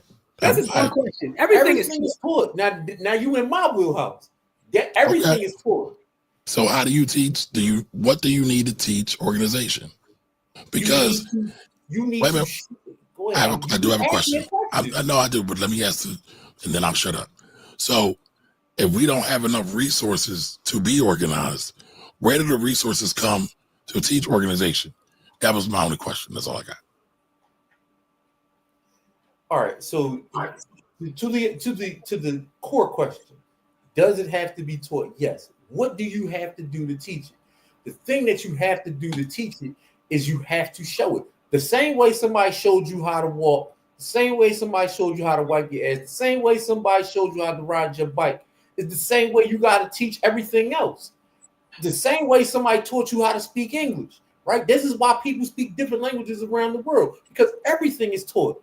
Culture is taught. So the same way that your mom puts up her books on the shelf or cleans her house, like the way I learned how to clean a house and the way you learned how to clean a house was very similar because our parents did the same thing when we were young, right? You get up on Sunday morning, everybody goes once you hear the gospel music, you get your bucket, you clean the baseboards, you get your mop, you clean the floors, you clean your bedroom, you clean the back, like whatever, whatever y'all Sunday routine was. Everything is taught. And so you teach the routine. This is how things are taught. So Okay. you teach. Hey, by the way, Shelby, that's not true. Nobody playing this. Actually, we playing the only bill here 20 minutes. I didn't know that Kamari just finished a Thomas Sowell book before he came on. Because, listen. You talk about misrepresentation, boy, oh boy. You said that me and Corey said that. I just told you my feelings will be hurt by Thomas Sowell, but go ahead. That to me is the wildest statement you've ever made, that we call black people dumb, because you will never hear me say anything disparaging. What I will talk about is data. What I will talk about is 23.6% of all black households have a zero or a negative net worth. And who reported that? Who reported it? I'll give you the exact report. Who's the source? What's the source? I'll give it to you right now. That's on the census. How many black people actually do the census? I know my mama didn't. Talking about living off of rural experience, but okay. Listen, what I'm telling you is, I think that if everybody did the census, those numbers would be worse, not better. Those would be worse. I don't know. Of course you don't know. You could only guess. Right. Based on my live life experiences, based upon what I'm seeing in the real world in terms of people not being able to rent property, buy property, people to be able to get loans, access to capital, that it's a lot worse out here than what the data shows. It's not better. It's a lot worse.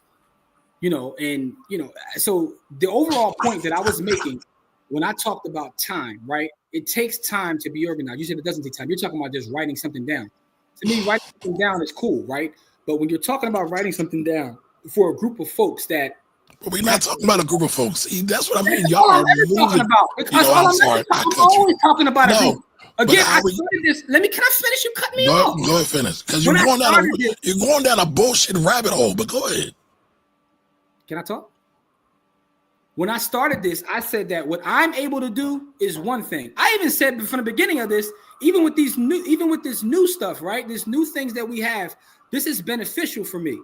I said, but I'm never thinking about myself. I'm thinking about the collective. Just because you want to live in your bubble and think about you and your uppity Negroes, I'm not going to talk for them. You know what I'm saying? You're talking about your bourgeoisie friends. I'm talking about us as a collective. You know what I'm saying? So that's what I'm talking about. So let me get to the comments. Kamari wanted to get some more points from his Thomas Sowell book, y'all. We learned everything else on YouTube. All right, we're not doing that, man. Kamari not like that. He went to his library. And listen, I didn't say it. The comments said it. Everybody caught it. Everybody peeped it. This ain't me. I'm just saying, we not comparing Kamari to that dude. Hey, listen, man. Kamari said that we call black people dumb. Hey, by the way, Kamari, that's not what we're doing, though. We not doing that. We're not doing that, man. Listen. Wait a minute. YouTube University is not real. You need energy to get organized on YouTube University, right? That's what y'all said. You can't get organized. And so I don't understand what we're doing here. We're talking about a black show. Do you think that you just cut me off, sir, but go ahead. Go ahead. No, go ahead. You're right. I'm wrong. I don't know what I'm talking about. We can't take a pen and a pad. By the way, welcome, Dave and Erica. We're talking about taxes. We're talking about how to use the tax code. You have to get organized. That is an individual thing. That is not a group activity, people. So by you sitting here saying, I'm always talking about the people and always talking about groups, that's disingenuous, and you know it. But go ahead, you potting. Hold up. I am always talking about a group. I literally started the conversation. But that has no context. I have time and resources. What I'm saying is most people don't. Even with the whole idea of YouTube University. Listen, there's an excellent book called We Speak for Ourselves by D. Watkins, right? And I brought this up before. D. Watkins talks about the fact that people always point to YouTube University. He's from Baltimore. And he says half of the population of Baltimore don't even go on YouTube. So we live in these worlds. We like to think about YouTube University. I can go on the internet and find this. I can learn this on the internet. A lot of our folks don't even have internet access, or do they spend time on the internet to even know what's going on, from a political standpoint, from an economic standpoint. So we have a lot of work to do on the ground before we start getting to these things. I know that, listen, you hang with how about you're talking about what the bourgeoisie can do. We're speaking for two. There we go with the bullshit slander. Come on, man. Stop that. I'm not. You told me I call black people dumb. So at that point, like, there's nothing else that could be. Okay, all right. So that's what we doing. All right, let's go. You know what I'm saying? Like, listen, man. Yeah, they're disrespectful. Not they. Jimmy. Leave Corey out of it. Man, listen, you can't come on. You know, I do like Roland Martin. I do like Roland Martin. I don't have a problem. Listen, we know based on this Listen, conversation. I mean, you do. of course, y'all would have a problem with the only black man that's out there doing black journalism that's independent. But I get it. I got a problem with the ask. You got a problem with everything, man. You got a problem with everything. I do though. I really do. You like the mad rapper. Damn right. Damn right. I got a right to be bad. Listen, man. Listen, we are talking. To be conscious in the black man in America is what? What does it mean? What does it mean to be black and conscious? What does it mean to be black and conscious in America? What does it mean to be overtaxed in America because you refuse to get a fucking pencil and pad and write some shit down? That's what we're talking about. I asked you a question you can't answer. No, because that's not what we're talking about. That wasn't what does it mean to be black and conscious in America? Listen, your gang just said that wasn't what we was talking about. That's not what I asked you. I asked you a question. Corey gonna get me for that. Go ahead. So all right. I'm trying to keep it like this train that fell off the rails several times. Slid down the mountain. So every time he starts the cakey speeches, this is what happens. This wasn't cakey though. I said write some shit down. Listen, you talking about burning down the buildings. You said you're always angry, man. Listen, you heard what Baldwin said, man. It's to be in the state of rage. To be black and conscious in this country is to be in the state of rage. Those are the words. So guess what? Stay in the state of rage. I am in the state because we got a lot of work to do. Stay mad about taxes. Keep letting taxes rape you because you won't get organized, and that's it. That's all I got. Either you want to listen and learn, or you want to go down the rabbit hole of this Black Panther, Black Power. I can't do nothing. I'm not worthy. Are you slandering the Black Panthers now? I'm slandering you. No, you're slandering the Black Panthers. No, I'm slandering you. Slandering you. I would never slander you, bro. Not even you've been slandering me all night. Matter of fact, you slander me every day we come over here. Oh, every day. People in the audience talked about you and Thomas Sowell. I pointed it out, and because you painted the narrative. You painted the narrative. I don't think I did. You went back to that comment. I think Don said it before I even said anything. No, Don always wants to. By the way, the one thing I appreciate about Don is he gave you the source material, so it wasn't just me saying that. You can actually go look up. I'm not reading nothing from Thomas Sowell. He sucks. Of course you're not, but you must have already done so. No, I've never read Thomas Sowell. Some shit is just common sense stuff. Oh, y'all just happen to think alike. See, there we go with the bullshit. That's a question. It is not a question, but go ahead. Keep painting this bullshit. Come on, let's go. How can I paint something that you already listen? Let's go. Let's go. Hey, listen, let's man. go. Listen, man. You know I got nothing but love for you, Kamari, but that was you cakey. don't. Your conversation was very cakey, bro. How you gonna say you got nothing but love for me? Then the next breath you say you're cakey. Talk about slander. Listen. I still love you. Talk about slander. But it means I also call you out on your bullshit. It's not bullshit. I'm talking about writing shit down on a goddamn piece of paper. Everybody that's on here more than likely is black. Everybody that's on here probably has a tax issue. Would it help them to get organized? Maybe use Google Sheets? Maybe figure out a way to get more organized so they can pay less in taxes? I would say yes.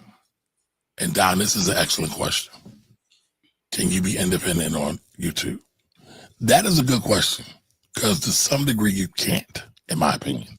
No, you can't. No, you can't.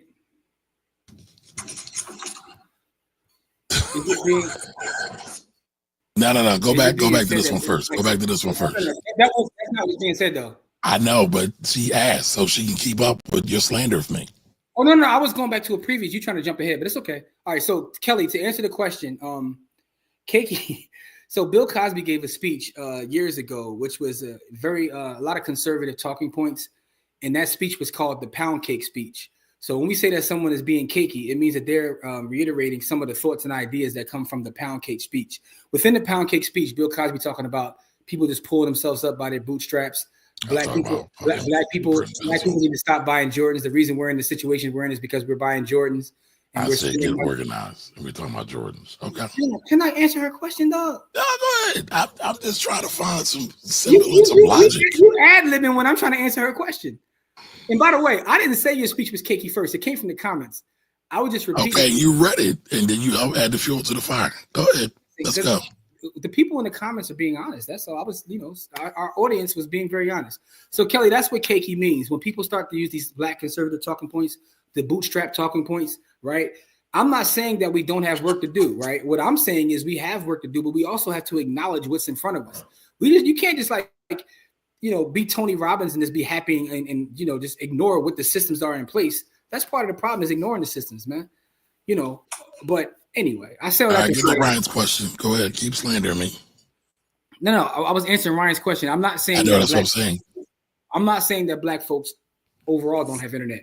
1/3 of the black people in my city don't have internet access. That's what I was talking about. How current is that? It's about 4 years old. It hasn't been updated since. But here's an initiative to change that, right? It was an initiative to change it. So money actually gets spent. Yeah, but that's the reason they had the initiative, is because when the study was done, they realized, like, holy smokes, this many people don't. As a teacher in 2019, when this study was done, because this is why they did the study, and my wife was on the panel that did the study. just so y'all know, it was more than 1/3. It was like 40% of the kids that were in public schools, their households didn't have internet access. And for them to actually participate in school, Comcast and Verizon had to give them internet access for free. Comcast really did it. Verizon didn't do squadoosh. But Comcast gave them free internet access for like 6 hours a day. 8 hours a day, so that they can do school. And then yanked it back, right? So that's the other part, right? And then ended it, yeah. I'm just saying. No. So I just want to add to this, right? So there is a digital divide in this country, right? And a digital divide, if you look at the digital divide on a map, which I have done, and then you layer that map with race, there is a huge correlation between race and the digital divide. That's the first part of this. The second part of this is, and I saw Miss Maui ask a question about, like, we all have cell phones. I think the data says that 80% of black people have phones. But the problem with that is, just because you have a phone doesn't mean you know to go to where to get adequate information that is. Because there's all kinds of information across the internet about taxes and everything else. So this is why more education is needed. Education is needed, and people have to be, shown and taught how to organize. Yes, because you have to learn how to organize, and you need to build systems. And building systems in itself does take time. And in order to combat the time that it takes to build the systems, you need more organization from those that actually have time. I think one of the reasons that we do what we do is because we have the time to build this. What I'm saying is most people aren't like me, right? Most people aren't like you, Kamari. Most people aren't like Corey. If we're looking at the numbers, most of our folks aren't in those spaces or have the ability to do that, which is going to take, and I'm not trying to get on no talented 10th type stuff. That's not what I'm saying. What I'm saying is there is a lack of time in our community, as talked about in Own Your Time and Space, which can be found at ownyourtimeandspace.com. So that's all I was saying. So, but to say that we can do what the wealthy do, I just think that's what started this whole thing. We were getting ready to end the show until Kamari started on the "We Can Do What the Wealthy Do." And you said the blackest guy. So, Ken, again, one thing I'll never do, though, I will never say that you call black people dumb. I think you hit below the belt with that one. What? I will never say that. You call me Thomas Sowell. Fuck out of here. No. That's terrible. No. I said Thomas Sowell talking points. And by the way, I didn't say it. You're doing the semantical things now. No, listen. We gave you the book. We gave you the book where talking points came from. Jimmy, you hurt my feelings. And you want to stick with it. But go ahead. It's okay. Listen, bro, I love you. Listen, we got little kids out here forming businesses. Do they have their parents help? Yes. But we have kids out here forming businesses. That's proof positive that just about anybody can do it. That's all I'm saying. Now, if you want to run with it and say, Can I finish?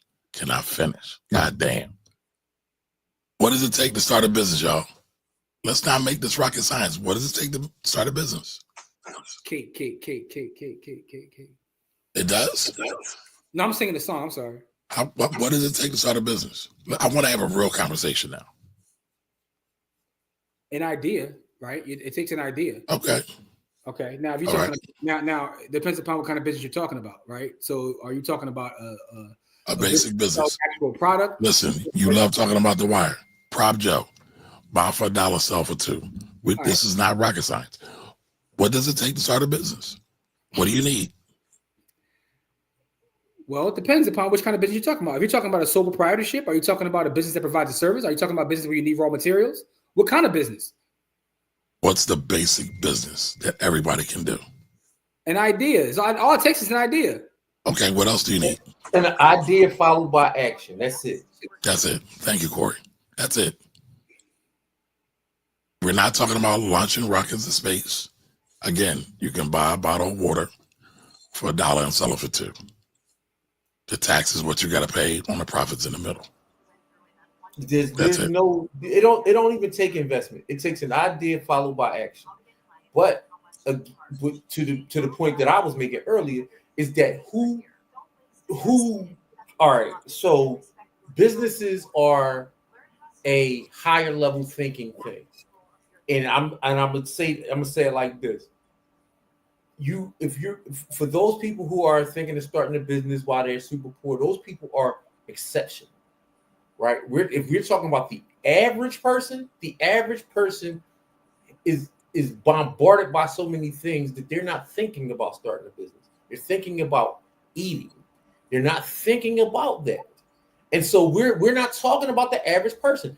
Higher level thinking people can do that. And we're not talking about exceptionalism here. I disagree. Listen, okay. So I can accept that you disagree, but I'm just telling you that hierarchy of needs says you got to survive first before you can thrive. But y'all adding so much extra sauce on this. I'm not adding extra sauce on this. You're trying to keep. Thanks for cutting me off, Jim. I appreciate the time. Go ahead. We see, and I hate to say this, but I'm going to use it. Y'all want to call it cakey, right? But we see people in so-called third world countries engaged in business. They have not achieved the zenith or the top point of Maslow's hierarchy of needs.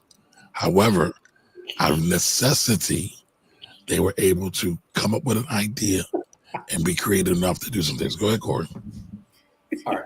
I want to know this. Are they the exception or the rule from where they're from?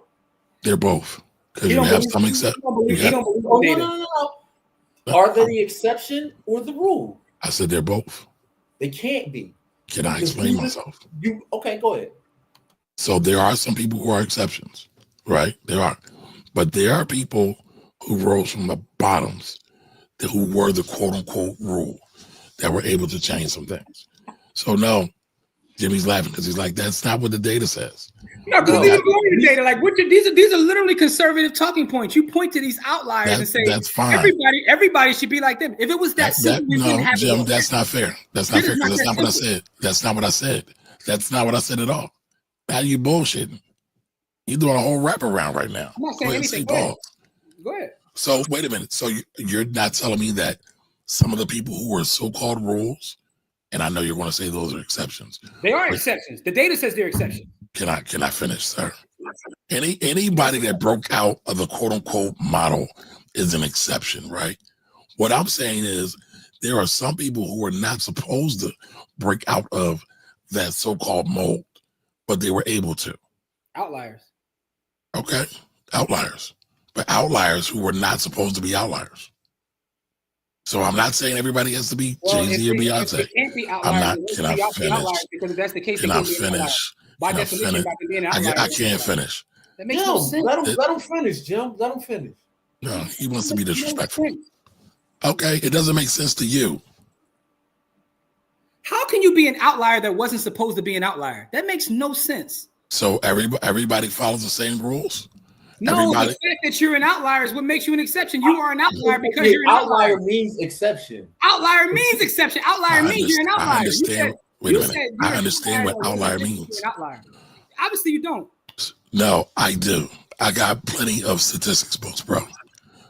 My point is, there are certain people, everybody that's in a quote-unquote hood are not supposed to break out of the hood. They're not supposed to be exceptions. That's why they're outliers. Can I finish? No, I mean, listen, you just want to be right. So go ahead. Right. Go ahead. I am right. Go ahead. Yep, you're right. You're right, Jim. And so then we shouldn't do nothing. We should just sit on our ass all day long and put our That's thumbs not up our what we- butts. Now I said have that. to interject. that. That's But not that's what what we're he saying, said. Kamari. That's what he said. That's not what we're saying at all, Kamari. Okay, what are you saying then? What should That- people do? Remember, wait a minute before you answer. We're talking about taxes, right? Okay, we're talking about how Been way to. off taxes, by the way. All right. No, I was never No, off let's taxes. keep it tax. I stayed on taxes. Let's keep it tax. Your ego wouldn't allow you to get back online. But I said, how do you get organized? You didn't slander though? Go ahead, finish. It's not slander. Man, you call me Thomas Sowell. You're Oh, I'm game God. more at this point. Finish your You're question, talking Kamari. points of Jim, Thomas Sowell. let him finish the question because I have He the doesn't want me answer to. the question that And he's about to but ask. I want to respond to what he said about an outlier that's not supposed to be an outlier. That's just You're fact. not. Listen, you're listening to the words and not. All right. That is Did you not say that? Did you not say they're outliers and not supposed to be outliers? Did you say that? Are you listening to me right? Yes or Are you no? listening? Are you listening to me right? Are you listening to have a discussion? Which one are you doing, Jim? I'm asking you a question because if No, because I don't know how to answer your question. I Because can't all you want to understand- do is debate. I'm trying to make a point. Yeah, but you have to. But you're not listening. But what I'm You saying already is have in can't your make a mind. point. You already have in your mind what you want to say. Can I talk? You cut me off several times, sir. No, but this is my. You can't bitch about getting cut off. You gave me the floor to talk. You gave me the floor to I talk. have a and you question started for the talking. audience.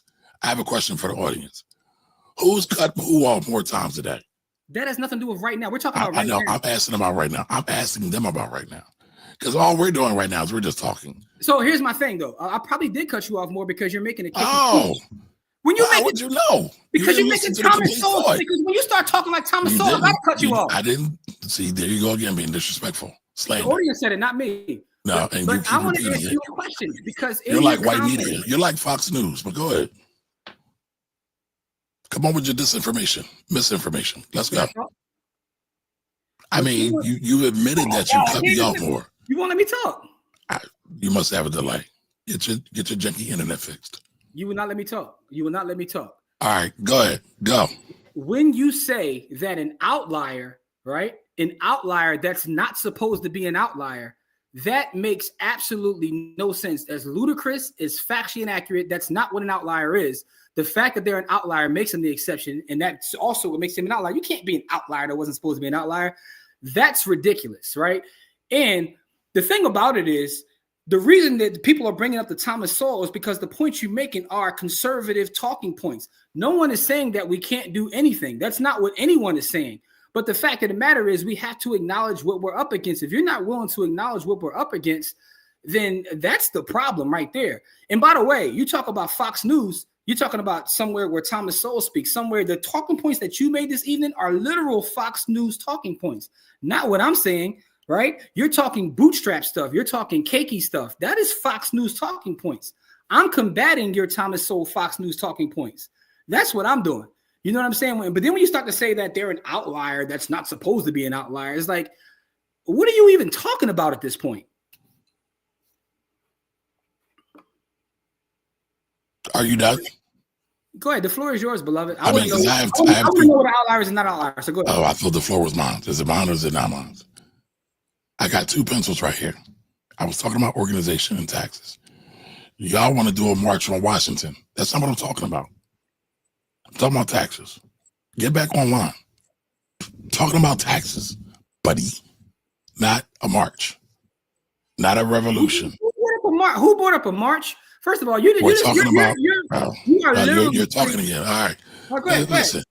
I thought you were asking me a question. I thought you were asking me a question. You asked me a question. Then when I try to answer the question, you talk over me. I wasn't finished. It's a complete thought.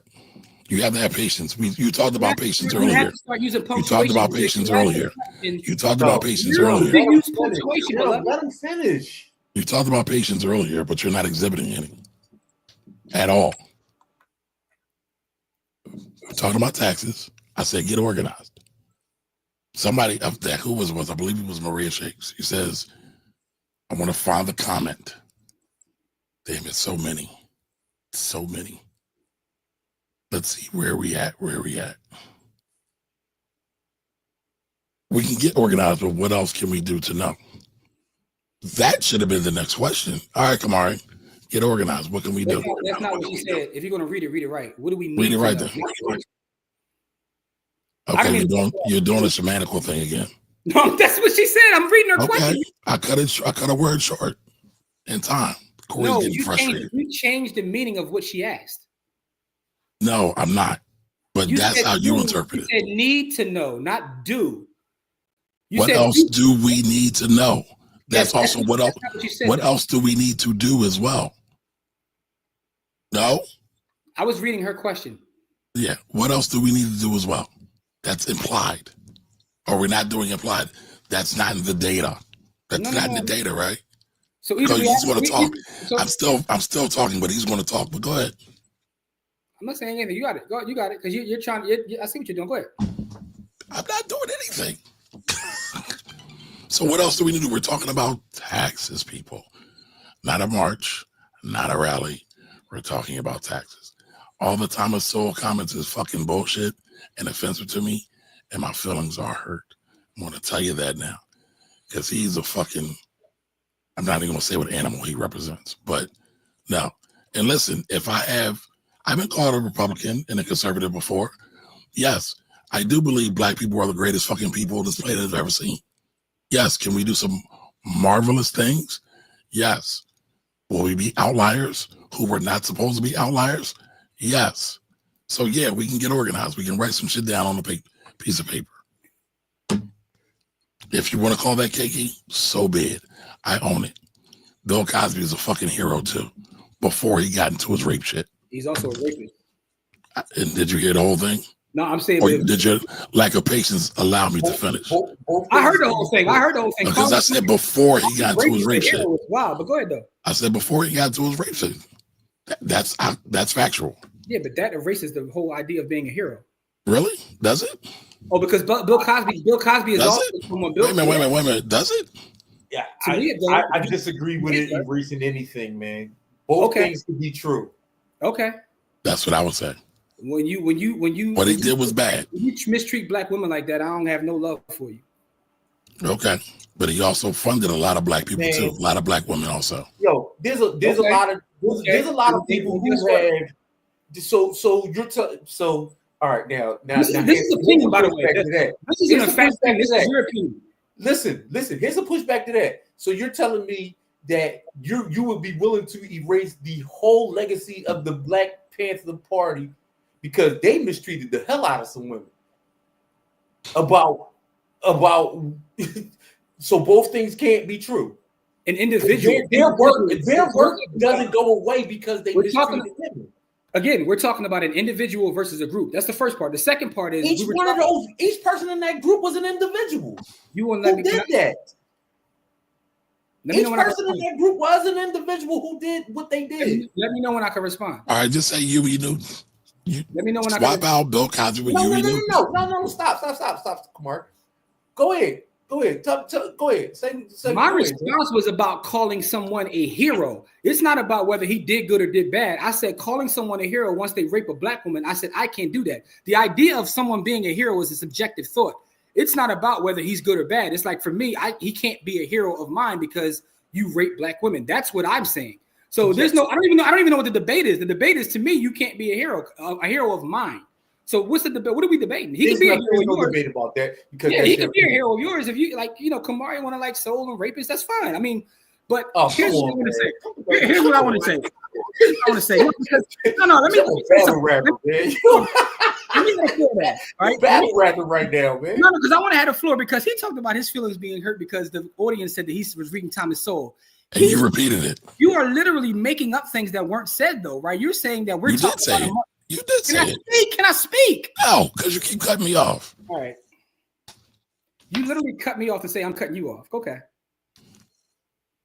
Let me know. Two things can be true at once. Let me know when I amazing night. It's been 2 hours, damn near. I'm getting off of this job. Let me know when I can speak, Kamari. I love y'all. Dina says it can be done. See y'all on Friday. And peace, y'all. I love y'all, man. Let me know when I can speak, yo. Dina said it can be done, but it's more challenging for many of us. She said it can be done. No one ever said it can't be done, though. That's the point. The point is, you start talking about marches and black people being dumb. That's what you said. These are things that no one ever talked about. You talk about a march. Corey really left. Yeah, he really left. Come back, Corey. Who actually said anything about a march? You went. I was talking about an individual taking control of their tax problem. Answer my question. Wait a minute. We made this a fucking world hunger solve problem thing. Who said anything about a mark? Where did it start, Jim? Get organized. That's where it started. You said people can't get organized. No. That's not where it started. Right? Oh, where did it start? Where did it start? Exactly where it started. We were actually getting ready to get off air, right? Correct. You make the comment that poor people can do the same thing that wealthy people can do. That's where it started. They can. Right? Because that to me, just by itself, forget everything that came after that. That to me is where the problem lies. Because that is literally a conservative talking point in a vacuum by itself. In your mind, in your opinion. No, because that's a thing, right? I'm not a conservative, and that's not what I believe. That's a cakey, bootstrappy conversation. In your mind. Okay. Because you want to push this narrative, this negative narrative of this black man who did some really crazy things. And I wasn't even talking about that. I was saying, what power do we have? What can we do? But you decided to go super left. No. I'm not going super left. The whole thing.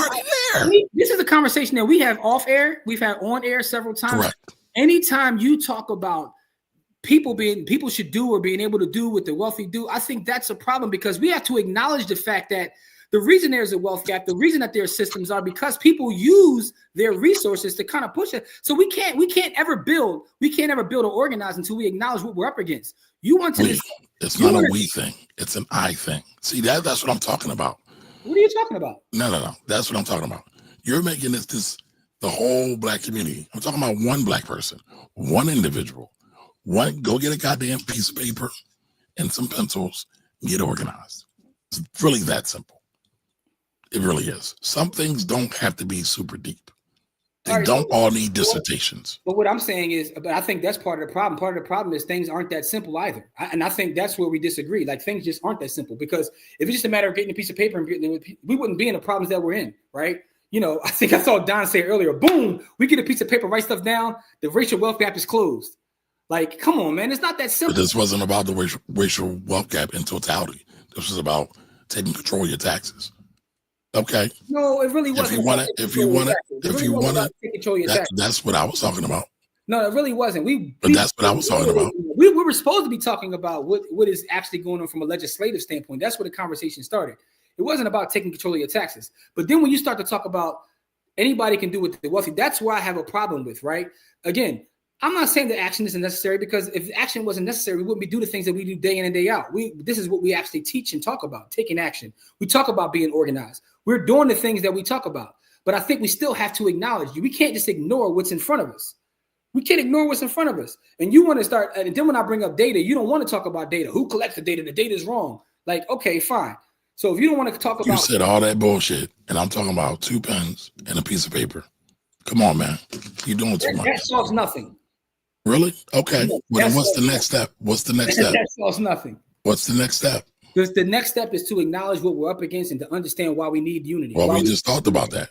The whole show was about that. Well, the beginning of the show. That's what we need to be. Okay, so then what's next? What do you mean? What's the actionable item? I know you have a field. That comes from this actual show? In this line of thought. Okay, in this line of thought, well, the next step is to us to be organized in groups. We need to work together as groups. That to me is the first step. What?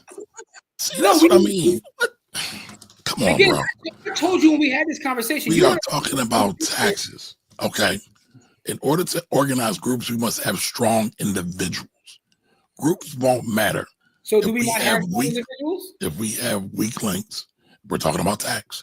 So if people don't know about tax, they're all weak links. I am still stuck on taxes. This thing didn't talk about taxes, though. You want to bring That's what this whole thing was. No, remember, the reason why I said it was about wealthy being able to do. And why did I say that, Jim? Why did? Because your lack of patience made you jump. Why did I say that? Why did I say that? Come on, answer the question. Why did I say that? I made a comment. I said, why did I say that? Can I answer you? I'm waiting. You keep beating around a goddamn bush. Because I'm trying to answer you. You won't let me answer you. This started because I said I know what I can do as an individual, but I'm only speaking to the collective. I'm not speaking to the individual. I know I have time. I know I have resources. I could be on here 2 hours a night and it won't bother me none. But what I'm telling you is, So Dita doesn't have time. Thunder doesn't have time. Don doesn't have time. Lawrence doesn't have time. Come on, man. What are we doing? Dog. Again, I know you want to be Malcolm X, man, but come on, man. Can we keep it no, to the regular no, it's not people? about that. It's not about that. You're taking these small outliers. Again, we're talking It's about not an outlier. we're talking about It's the not. 50 people. What does the data say? What Okay. does the data say? Jim, I have a challenge for you. I have a challenge for you. Talk facts. Stop living in a bubble. I have a challenge for you. Are you listening? Can you let me talk? Let's pick 10 kids. You and I together. Let's give them whatever they want to start a business. And that's showing them they can do the same thing the rich do. They started a business. It's really that simple. It's not $50. By the Really? way, How much does it cost? How much does it cost? I'm with that. Okay. What does it cost? Two things. I'm with that. Let's do it. We could do it tomorrow. I'm with that. What does it cost? But that's not my point. My question to you is, what does that do in the grand scheme of things? Listen, I can't always focus on the grand scheme. You know why? Because in order to yield a real harvest, we got to start with one seed, and we got to plant that one seed, and we got to water that one seed, and we got to de-weed that one seed. We want to go macro when a lot of our stuff should be micro, individual. I don't disagree, but we can't ignore. Is all I'm saying. I'm not ignoring. You are ignoring. You always ignore the I'm grand saying scheme. I'm hungry. You ignore the truth. I want to eat. Right. So what I'm saying is, I know my brothers and sisters are hungry and want to eat too. There is a truth. There is a truth about where we stand as a collective. Okay, what do you do with it then? What are the actionable items? Fuck all the other bullshit. What are we going to do now? So what I'm saying is this. You can do both things. We can talk about what the issues are, but we also, the actionable items is what we already are doing, right? We're organizing literally a Saturday school. We have a camp that we've been doing for a decade. But I'm picky. I'm picky. Huh? But I'm picky. You are picky because the part of what we do when we take these actions is we acknowledge what the overall problem is. We can't ignore what the issues are. We can't ignore systems. Like to Don's point, we are truly privileged, right? Us right now, me and you are privileged. Okay. In terms of the overall, right? And again, I know you don't care about data. Data to me is everything because data tells a true story. You can give me your opinion. You can give me all your subjective thoughts, but the data tells a true story. My lived life experience and data tell me that as a collective, we are struggling. We are struggling, right? So we can take steps and we are taking steps, but we can still take the steps without ignoring the fact that these things exist. So for these 10 students that we have, are we going to say track what you sold? Track what you brought? Are we going to do that? Oh, he's ignoring me now. Okay. I'm not ignoring you. I was waiting for you to finish. I asked you a question. I was asking you a real I question. know, but every time I try to answer your question, you talk over me. So Because you keep talking over me. Question. Give me a chance to finish. Question for the 10 students at minimum that we're going to start a business for. Are we going to give them any writing utensils to track what they're buying, what they're selling, how many people they're talking to? Are we going to do any of that? Probably an iPad, but not a writing utensil. But that's either here nor there. But here's the point, though. The point But they don't have money for an iPad because they're all poor. Okay, so I just want to go to the basics. That's what you said. That's what we. No, that's what you said. That's what you said. So I'm saying we got this. No, what I'm saying is we provide the iPads for them. I ain't got iPad money. I got pencil and pad money. That's what I got. I'm not rich like you, Jimmy. I'm sorry. I'm poor. But I never had a foreign car like you, Jimmy. I'm sorry. Are you kidding me? Yes. You got multiple foreigns, dog. I ain't trying to put you out there on air. Don't do that. Don't do that. All right. I have a Toyota. I'm sorry. I do have a Toyota. And I have a Kia. You got a Lexus too, dog. That's a Toyota. That's a fancy Toyota. And by the way, okay, it's not mine. Okay. It's not mine. By the way, no. It's not mine.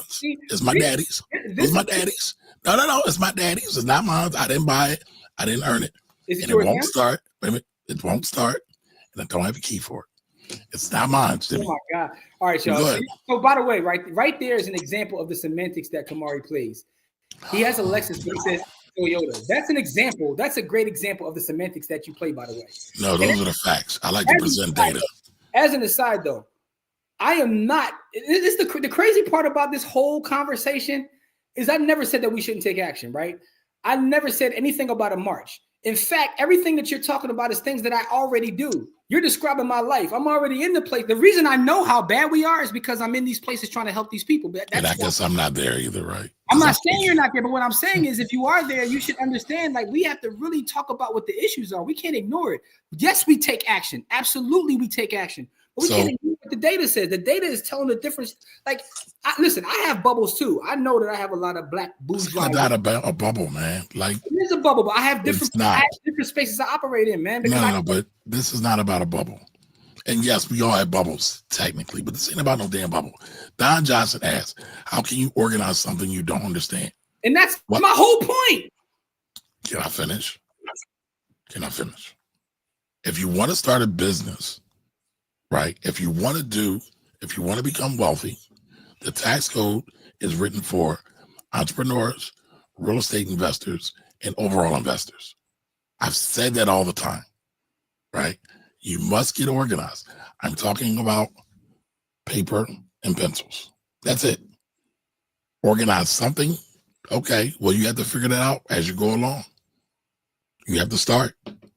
If you don't know where to start, you ask for help. I mean, we could sit here and make excuses for not getting organized or not doing something, but okay, then pay more in taxes, because this conversation was about taxes. And my point about doing what the poor can do, the same things the rich can do, is that you don't need a whole lot of money to start a business. You don't even need a whole lot of money to start investing. You need $1. Literally $1. Again, all right, that's fine. That's fine. All I'm saying is I'm talking about overall, and I'm talking about systems. You're talking about little things that sound good. They sound good on the internet. It sounds cool. It's not. Can I finish? Oh my God. They sound cool, but they do nothing in the grand scheme of things, right? There's a reason why 80% of the CEOs of Fortune 500 companies come from upper middle class families. There's a reason why, right? It's a reason why is because when you have access to capital, you have the ability to dream and think and do things, right?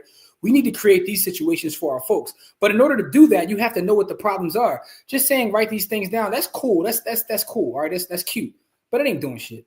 That's totally disingenuous. It's not disingenuous. I'm giving facts. It is.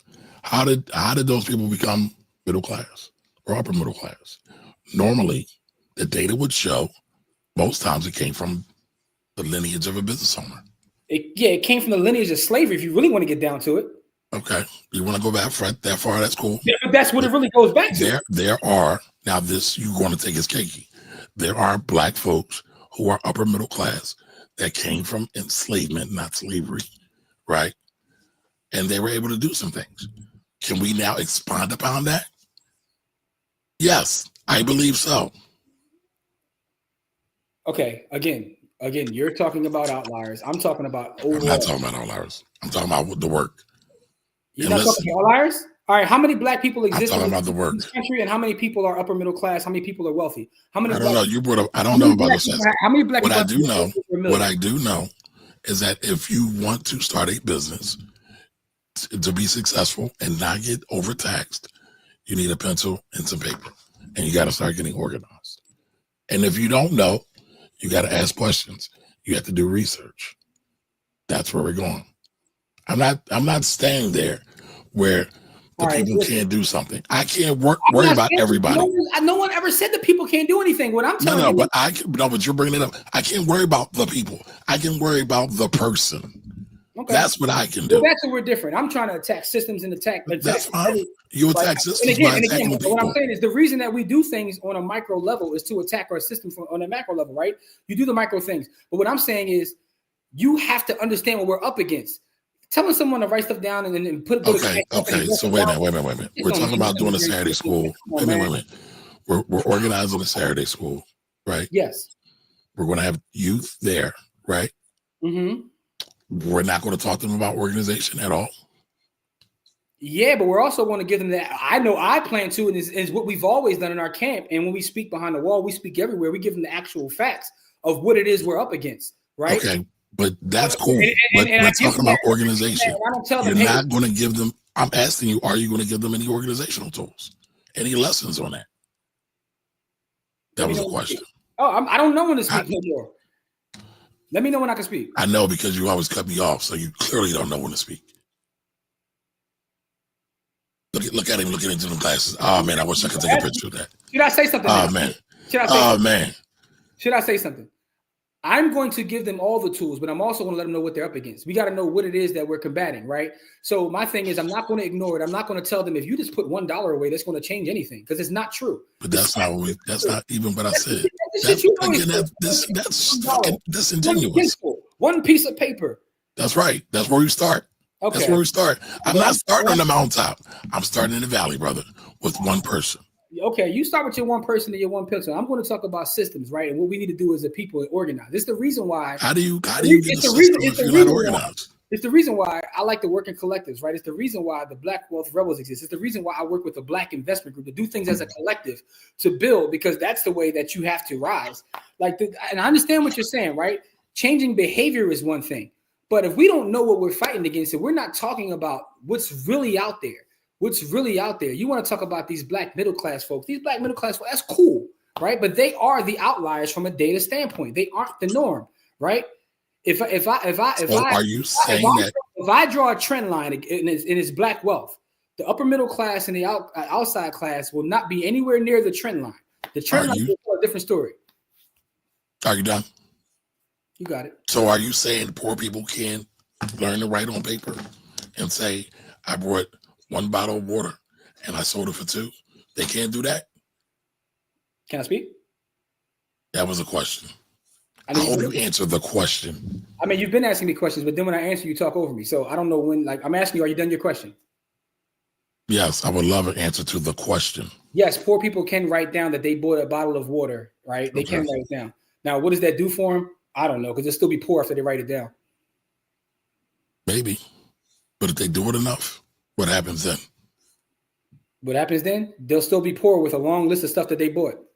And that they sold, because you left out. That's not going to change their condition in this. You left out what they sold also, right? You bought a bottle for $1, you sold it for $2. You did it 1,000,000 times, just to add that, because you're being super specific right now. I'm not being super specific. You are. But go ahead. Because there's other factors to lie in that. The odds of we're talking about the one thing at a time. 1,000,000 bottles of water, right, are slim to none, right? Because first of all, to Don's point earlier, right? If it was that easy, a lot of us would be millionaires. A lot of us just go bottles of water and go sell 1,000,000 waters. But that no. Jimmy doesn't care about organization, y'all. Economies of scale shows us that doesn't work. But we're not talking about economies of scale, Jimmy. We're talking about one person. I never talked about that. I'm never talking about that. I'm talking about real life. You're talking about. I'm talking about real life. You want to sit down? Wait a minute. You're going to sit and talk to an entrepreneur and say the economy is of scales. Who've never learned this? Who never had an economics course? Oh, let's go buy a case of water, young man, young woman. Let's spend $10 for it. Let's figure out where we got to go to sell it. Let's write it down so we can track and see our progress. Are you actually trying to make it? Is that really? Wait a minute. I gotta ask. Is what the audience? Please tell me. Is what I'm saying that novel of an idea? Really? No, which is why we see it across the city all the time. But none of those people pull themselves out of poverty by selling dollars of waters. What do you mean? There are plenty of people who've sold bottles of water, then started a store or started a food cart, and they went up and up and up. But where do you start? Where's the starting point? Now it's plenty of people. Now it's plenty of people that have done. Where's the starting point? Well, where's the wealth at with those folks that you're talking? These plenty of people. Where is the starting point, Jim? Because that's what I'm talking about. Where are the actionable items? We already went over this, though, didn't we? No, not really. I think we did. Because you got upset because I said poor people can do a lot of the same things rich people can do. They can. You can't. The data says that. No, the data doesn't say that. Because if that was the case, then they wouldn't be poor. To Don's point, everybody's not poor. That Don made in the chat. Everybody's not poor. Huh? Everybody's not poor.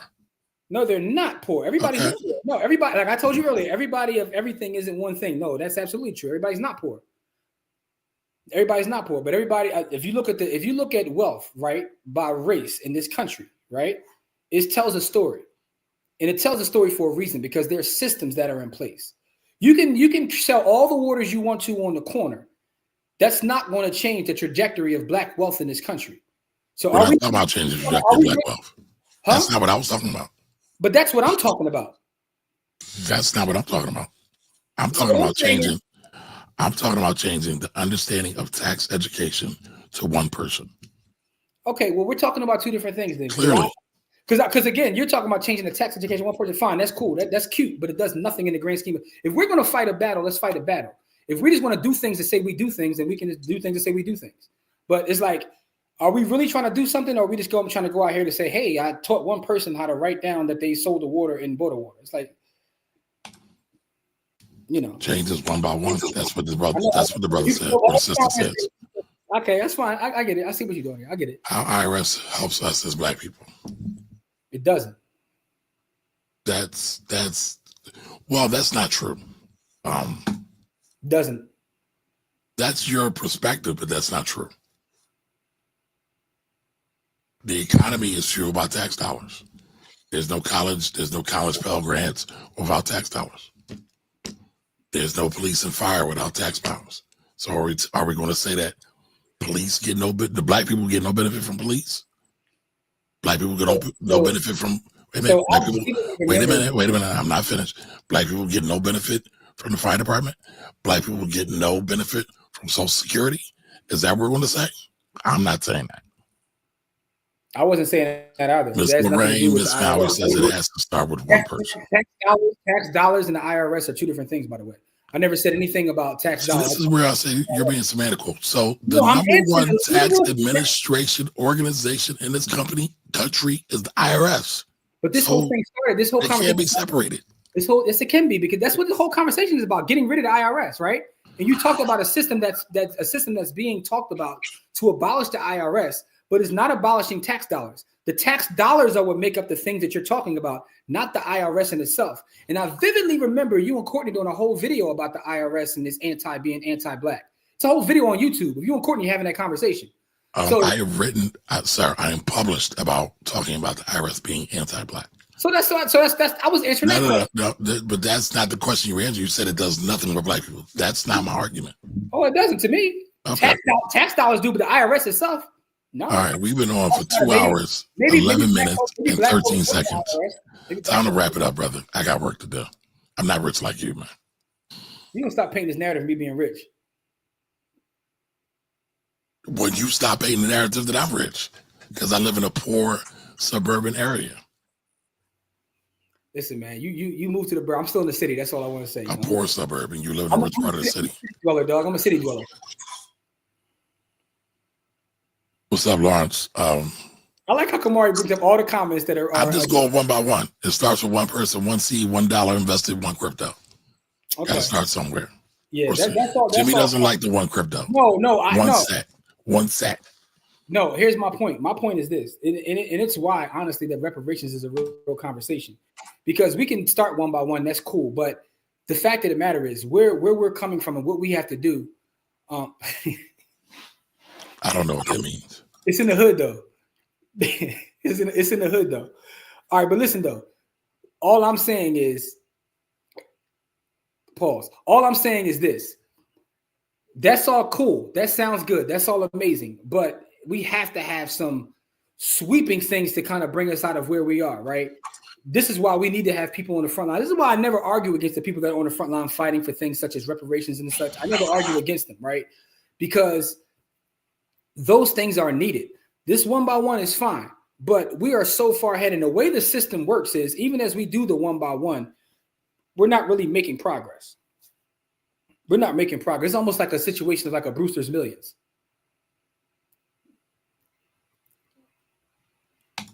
I'm just reading out each one. I know what you're reading. I know. I get it. One by one as they come up. Mm-hmm. Poor people who have businesses have access to the same tax deductions as big companies is or if they qualify. But that's the problem right there. They don't qualify for the same because they're poor people with small businesces, right? You got that's the thing, right? So I can't get my little pen and paper and sell waters and get access to the same tax. That doesn't make like, come on, man. The reason they don't qualify is because they will never be able to scale to that point because there's systems in place to keep us from scaling. How many, put it like this, right? After all these years of Black-owned businesses and middle-class Black folks, how many publicly traded Black companies are on the stock market? Why does that matter? Why does it matter? Because that's where the wealth, there's a lot of wealth is concentrated there. Here's what I'm saying. As a percentage, what we make up in terms of percentage on this continent, right? Do we have the same percentage of publicly traded companies? But that's not the conversation. I'm asking you a question. You refuse to answer my questions. From a private business standpoint, we look I've answered all your questions, sir. That pertain to the content. You didn't answer that question. The question I have is how many publicly traded black companies are there? You know what? In this context, is immaterial. So let's say 0. You're not going to answer the question. I just answered the question, Jimmy. You're not listening at all. Give me a number. Do you like the? I said 0, Jimmy. Are you listening? Well, that's the wrong answer. But the point is, how many publicly traded companies are there? There's over 2,000, right? Mm-hmm. There's less than 10 publicly traded companies. It's immaterial. All right, so here's the problem, right? The problem is we don't have access to the same things because you say if we qualify. The thing is we're not qualifying. And when we get to a certain level, because we don't have the money that has existed as long as it existed, because the thing about money is over time it's going to grow and grow and grow. When we get to a certain point as a business, what happens to us? Majority of the time we get acquired, right? We get acquired. We never able to scale to that point. So the honest thing about black wealth, which is really, truly interesting about it in this country, is that a lot of black wealth is really managerial wealth, right? So there's a whole book, right, called Black Labor, White Wealth. You know, and for a lot of you guys like Dr. Anderson. Dr. Anderson wrote the other book, right? Black Labor, White Wealth. And what he talks about in that book is we're never able to build real wealth because we operate from a managerial standpoint because we don't have access to that capital or access to those tax deductions, because what tends to happen is when we get to a certain point, that is what I'm talking about, Ryan, is that we need access to more capital, and we really need to be paid, right? That's what really has to happen if we really want to get into the deep of this conversation. But the point I'm making is go read the book by Dr. Claude Anderson. It's called Black Labor, White Wealth, and they'll talk about what tends to happen when we try to scale a business to a certain point. And the fact that we're never able to scale a business to that point which means that we'll never be able to get into the employer class where we can employ thousands and thousands of our own people to then create the value that we need as a community. So that's the part that I'm talking about, is access to capital, and not even just access to capital, the capital that's owed to us. We have capital that is owed to us. It's a fact. Am I wrong? I feel like we're in a Nas joint. Am I wrong? There you go, talking that God body shit again. That's from a Nas reference, y'all. Okay. So Lawrence is a tax professional or accounting professional. Jamar is a tax professional / accounting professional. Mm-hmm. I'm a tax professional, accounting professional. And Jimmy's talking about access to capital. Why do black businesses have a problem with access to capital? Because a lot of black businesses have a goddamn problem with their fucking taxes. It's that simple, Jimmy. We don't need all these other extra books. Okay. We don't. Okay. Do your taxes. Learn the tax code. And what is that tax code out? All right. Okay. All right. So wait a minute. So do you don't think you were in this world? You're in the real estate world. Mm-hmm. Let me. All right. I'm gonna ask you a question. When do most black real estate investors reach out to me? When they're in trouble. That's one way of saying it, but a more definitive reason. I know you know it. What our answer I would have is when they're in trouble, when they get audited, I guess. I don't know. No, when they need a loan. What is a loan? Access to capital. Mm-hmm. But they never take it seriously. And my small fear of knowledge is very anecdotal. I'm not presenting it as general data because then Jimmy wants to debate about the data, right? We can debate about data, but I think I mentioned data, and it's like when I mentioned taxes, it goes off the rails. I can't help it, dog. It is what it is. So I'm looking at the comments, right? There's over 475 self-employed and business deductions. That's fine. That's all fine, right? But again, we're talking about two different things, right? We're talking about the fact that we're not able to scale to the points of those other businesses, right? We don't always have to be the employer. I agree with that 1,000%. But what I'm saying is we still, as a percentage, we still should be represented in those places where we can be employers. Who is the number one employer of black folks outside of the government, right? Outside of the government is other black folks, right? Outside of the government. And I think last time I looked at the data was the government, Walmart, and then other black-owned businesses. So the point is, we need black businesses. We absolutely need black businesses. And when you're talking about black businesses don't have their paperwork together, I get that. That's fine. But those that even have their paper together, there's not enough black businesses. That's the other part. We don't represent as a percentage what we should represent. So we need black-owned businesses, but we need black-owned businesses and we need access to capital. And we still need a capital owed to us to allow us to build in a way we can really build. Because at the end of the day, most of us, even us that have big businesses, we're stewards of white wealth. At the end of the day, we are stewards of white wealth, if you really want to break it down. So I'm not even dealing with reparations because we're talking about taxes, right? And we're talking about... You don't think those two things are combined? Listen. There's no correlation there? Listen. You know, just like I know all that shit. Don't even talk about it right. Wait, some of your thoughts. Can I finish? There's a time and place for everything under the sun. There's a time to work. There's a time to rest. There's a time to pay taxes. And there's a time to study.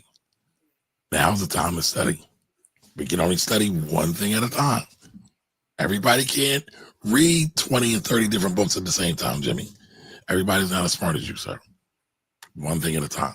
How you slander one business at a time. How was that slander? I just called you a genius.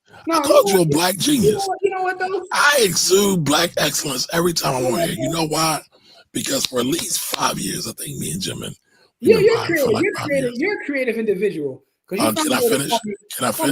I've been saying, listen, I big up black people so much. Jimmy actually slanders me for it. Every time Jimmy says, "What up, my beautiful black geniuses?" That's me. But he's slandering me because he's having fun at my account.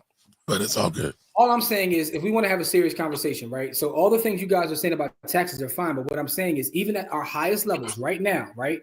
I just went through a whole thing. And by the way, shout out to everybody in the village because we didn't bring up the village all night. Shout out to everybody in the village. Oh yeah, get to the village, y'all. Because these conversations are going to get better in the village. Oh, by the way, we go at it all the time. Listen, I love Corey and Kamari like brothers, but we go at it. They don't love me. But here's the point I want to make. I did a whole thing about Oprah, right? Because I just went through this whole Oprah rabbit hole. Even at the highest levels, and Oprah's being a billionaire, right? Because we don't have, and based on history and based on systems, even our black millionaire and billionaire class are nothing but stewards of white wealth at the end of the day. And I think that's what's kind of talked about in the book by Dr. Claude Anderson. And it's actually true.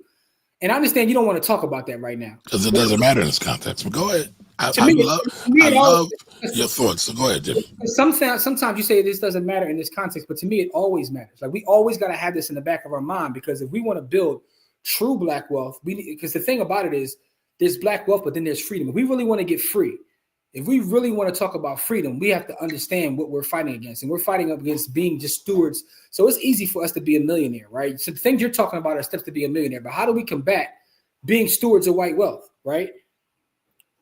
That's the questions. Those are the things I want to talk about, right? So we want to talk about two different things, and that's fine. That's okay. So taxes can be the foundations. Taxes can be all that, but taxes can only get you to a certain point where you're still being a steward of white wealth because of history in this country. Sounds great, but you're mischaracterizing me. I don't care about millionaires.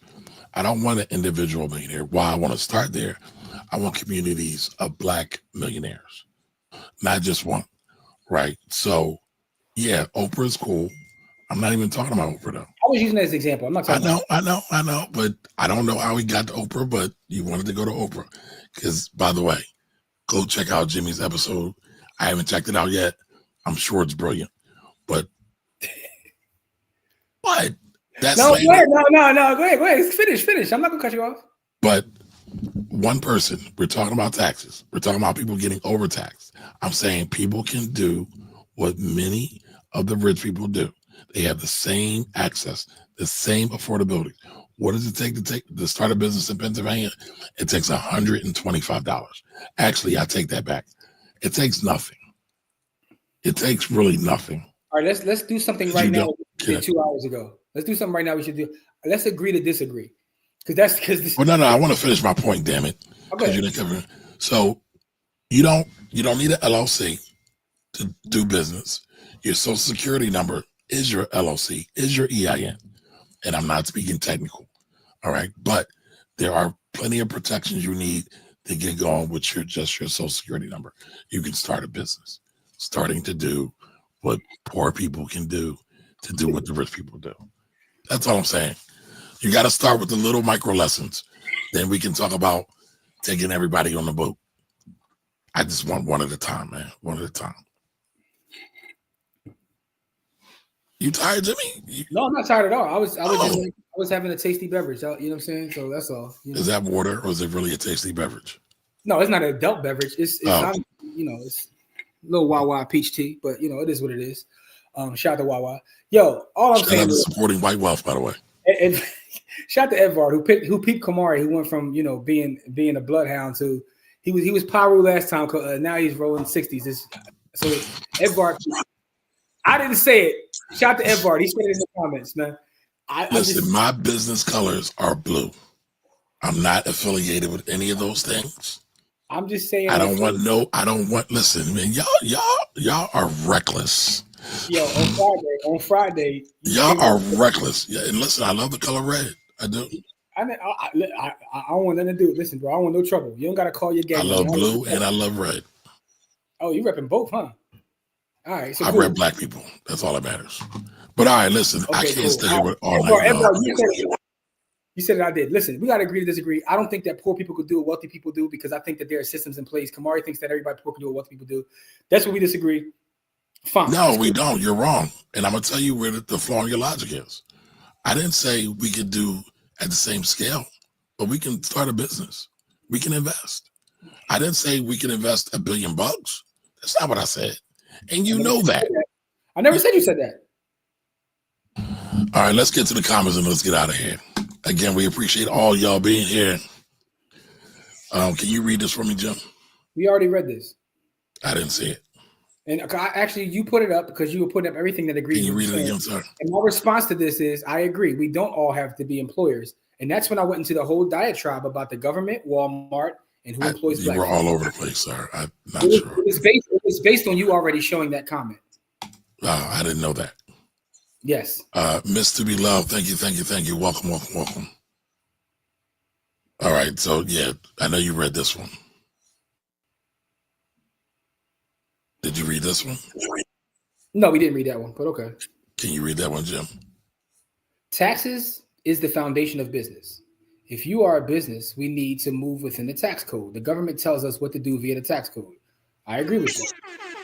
Listen, the tax code is a cheat code. I get that. I get all that. But that's not what we're talking about. That's what I was talking about. But it will always be taken away by force like they did back then. Well, that's the point. And that's also the point of what I'm talking about. Because of systems in place. You got to be able to protect. If you can't protect what you have, then it's not yours anyway.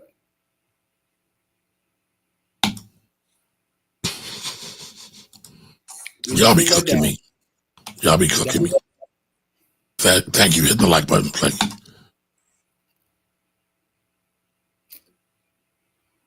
I think y'all both have points, but at the end of the day, individuals can be successful. But how do you swing a group into a positive direction? You start with smaller groups, right? You start by going to blackwealthrebels.com and joining our village.